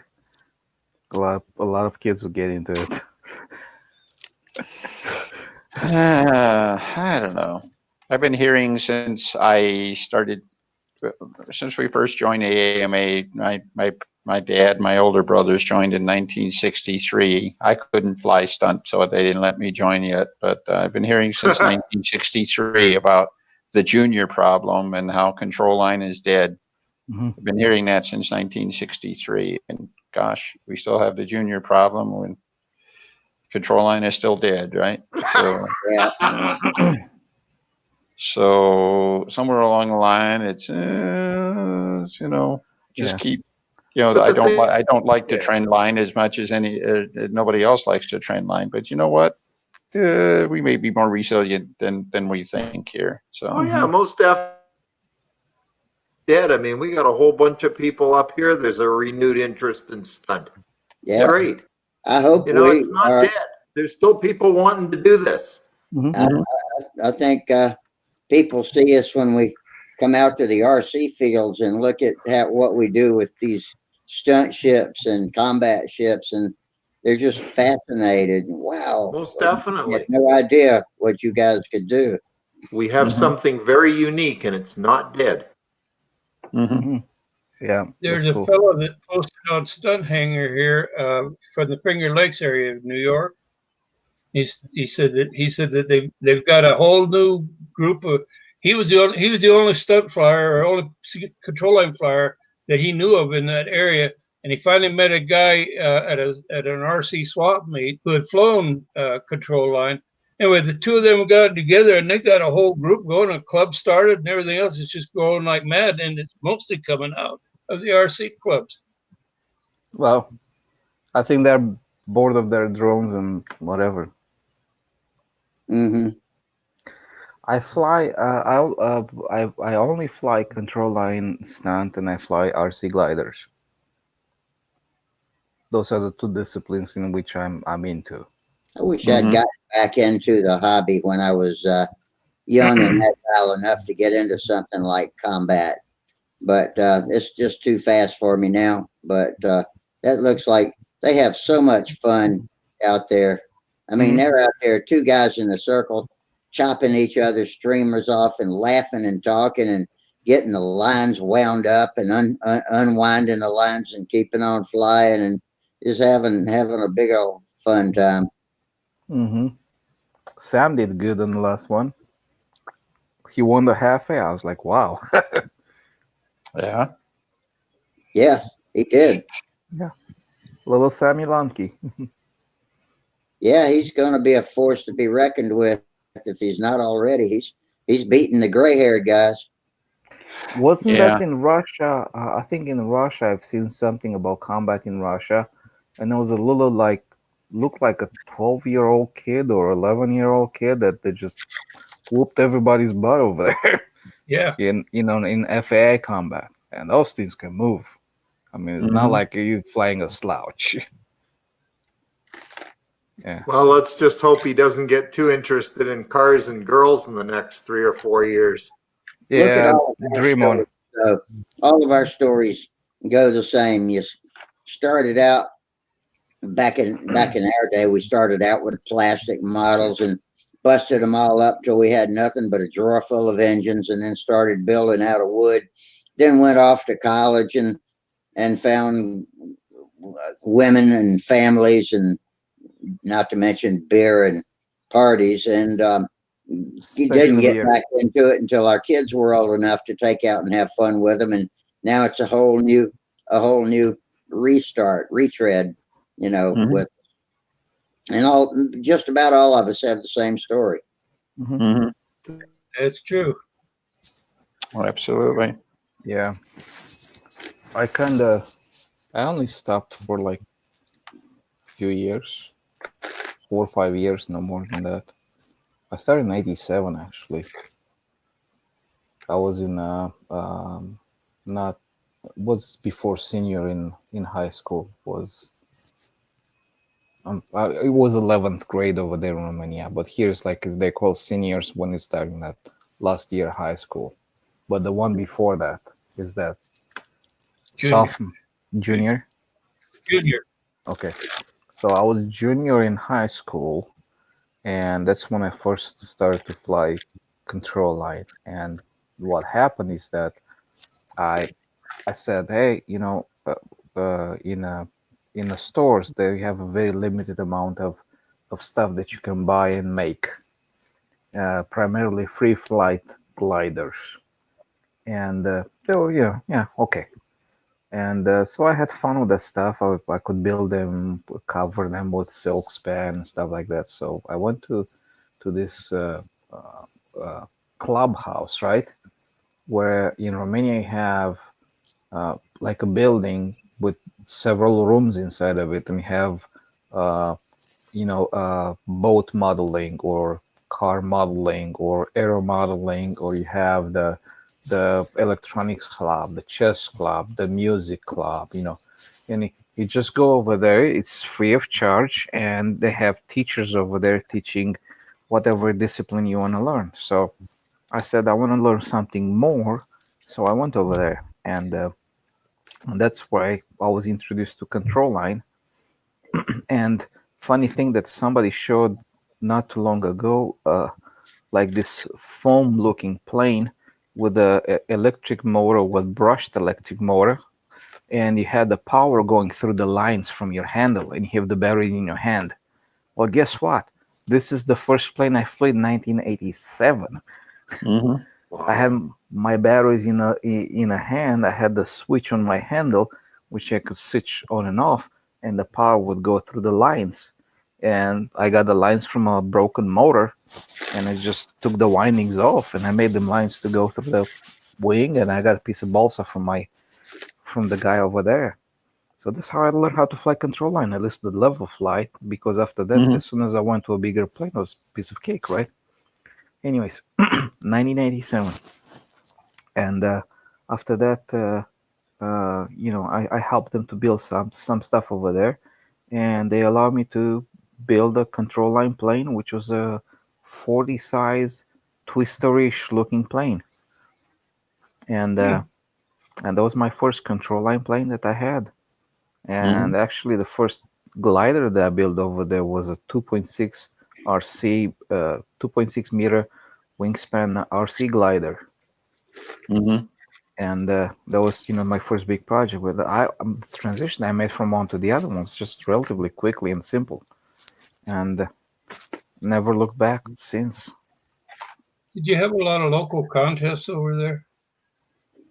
We had the nationals, which was once a year. I was not allowed to participate because I was too old. They only um, kids from up to eighth grade, right? So you are up, middle school. There was middle school kids that were participating over there, and they had several competition. They have aerobatics, which basically was a beginner pattern we fly here, and they flew free flight, which was composed of what's called phase one, phase two, A1, rubber powered, and they also had the RC gliders, in which you have to fly the time and get close to a target, and you get points for landing. close to the target, basically. So uh, that's what we had over there. So every club had several planes built like that, and I helped with that. So because I helped and I was there, just participating so much, they gifted me those two planes. So, so that's the big glider and the control line plane. Very And good. and that's after that. I was in a different place. Was a club that was owned by a bread factory, and they would give us motors and stuff like that. We would go. I would go to shows, like you have shows on the stadium, like with bands of people, like doing, like you have comedians, and then a band of music and some other stuff. And in between those acts, we would fly our planes, flying control line aerobatics, or flying two at the same time in a circle, or they had some big bombers that it's like you have two people who want to hold on the people that held on the handle, kind of thing. Huge monsters. So we went to those shows, and I made some money from over there, and that's the money I used to build my buy my first RC radio, which was a Russian thing that would send um, tones to the receiver, and the receiver would get the tones. It will move the servo on one direction, the other, or center. Nothing proportional, none of that stuff. So that's what I was using on my glider. So, uh, so that was my story, of model airplanes in Romania. You remember when you flew your first pattern in stunt? It was here in the States. 2013 for me. Yep. I You, believe Dennis? he said it was in 1996 when he built his first real stunt plane. Yep. That's when I flew the first. Yeah. No, I'm lying. You've come a long way. 94. It Yeah. was 94. I think it was 94, 95 when I first Okay. made Come a long way. well, the first real plane. The Amazing. real You've come a stunt long plane. way. Dennis, how about Yeah. you? When did you fly your first pattern? In July of 1965. Wow, that's awesome. Wow. And I remember that I had been flying for 2.5 years trying to learn how to fly inverted, and I couldn't get the Right. hang of it. Well, and we were out before the Strathmore Model Club meeting on a Tuesday night. We're out there flying, and I finally figured out. I locked my hand, held the airplane inverted. I did inverted flight. That flight, I completed the stunt pattern, did all the tricks. Wow. I had done 3 loops, and I got inverted, and I did 3 outside loops coming out. I completed the pattern after that. You knew it. The first time I flew inverted, I did a complete stunt pattern. And Was then 2 weeks later, I entered the 1965 Nationals. wow. That's So, awesome. So many people have trouble with learning inverted, but somehow the visual of the wheels pointed up linked up with my brain, and I never had any trouble knowing which way to reflexively move the handle. yeah. Up towards the canopy, down towards the wheels. You want to go towards the wheels? Just go down. Yeah. I think I I was. never rotated my hand upside down. I always held it the same way. I just reversed the movements, and a lot of people have to rotate their hand to keep their brain in sync, but I never did do that. Yeah. Yeah, I learned inverted by doing extended lazy eights. I extend Yeah. the inverted portion back and forth. Yeah, you But just my first, gradually work up to it like that. Well, for my me, first pattern was the 1954 pattern, and I remember because I just learned it, and then they went to the 57 Oh pattern. my goodness. Yeah. oh, great. I had to learn the new pattern, and then I flew my first contest about 1960. But then I went in the Navy, and I didn't pick up the handle again until in the mid 80s. So, yeah, I Now, wait a lost a minute. lot. What did you do in the Navy, John? I was the ship serviceman. I was on a destroyer and was spending my time in the Western Pacific mostly. Got involved a little bit with the Vietnam stuff, but I didn't have to worry about it. They didn't have anything that could reach me. Yeah. So you said you learned the 54 pattern? Yeah. And how was that different from, that was different than what we fly for old time? Yeah, because the 57 pattern was the one that it was different than the old time pattern. 57 pattern was the one that Aldrich designed. Okay. And in between there was, okay. And so the 51 pattern or 52 pattern is what you fly old time. Then they had the pattern in 54. Yeah, Lenny got it. Guys, love you. I'm Have a good one. Good night, Brian. All right. Good night. Again. Thanks Great show tonight. walking through that control system. Kind of spurred along. I enjoyed that. So. Oh, you're welcome. Yeah. All right. It was great. All right, cool. And next week, if you guys want, I can show you the plane taken apart and the control in there. That'd be neat. Awesome. Okay, cool. All right. All right. Good night. Good night. Okay, well, yeah, until Friday, everybody, fair winds, tight lines, and y'all have a great time this week. I hope everybody has nice weather. Take it easy, guys. You Good too. night. Yeah. And didn't he finish that little L? What'd you say? I said, did Denny finish the little L? But I think he's gone. Yeah, Denny's gone. Okay, guys. Well, thanks for coming, and it was a great show tonight. I'm so glad y'all all. It was a lot of fun. You guys over on enjoyable. YouTube had a regular party all of your own, so thanks for coming, and we'll see y'all, to y'all as well. Fair winds, tight lines. Have fun. And let me type a goodbye to him, and then we're going to log on out of here. Let's see. Good night, tubers.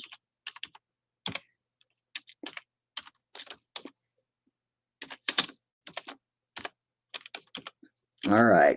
Good night, tubers. And we are signing off in just a few seconds. Let's see. Stop live stream. 3, 2, 1, and good night, all.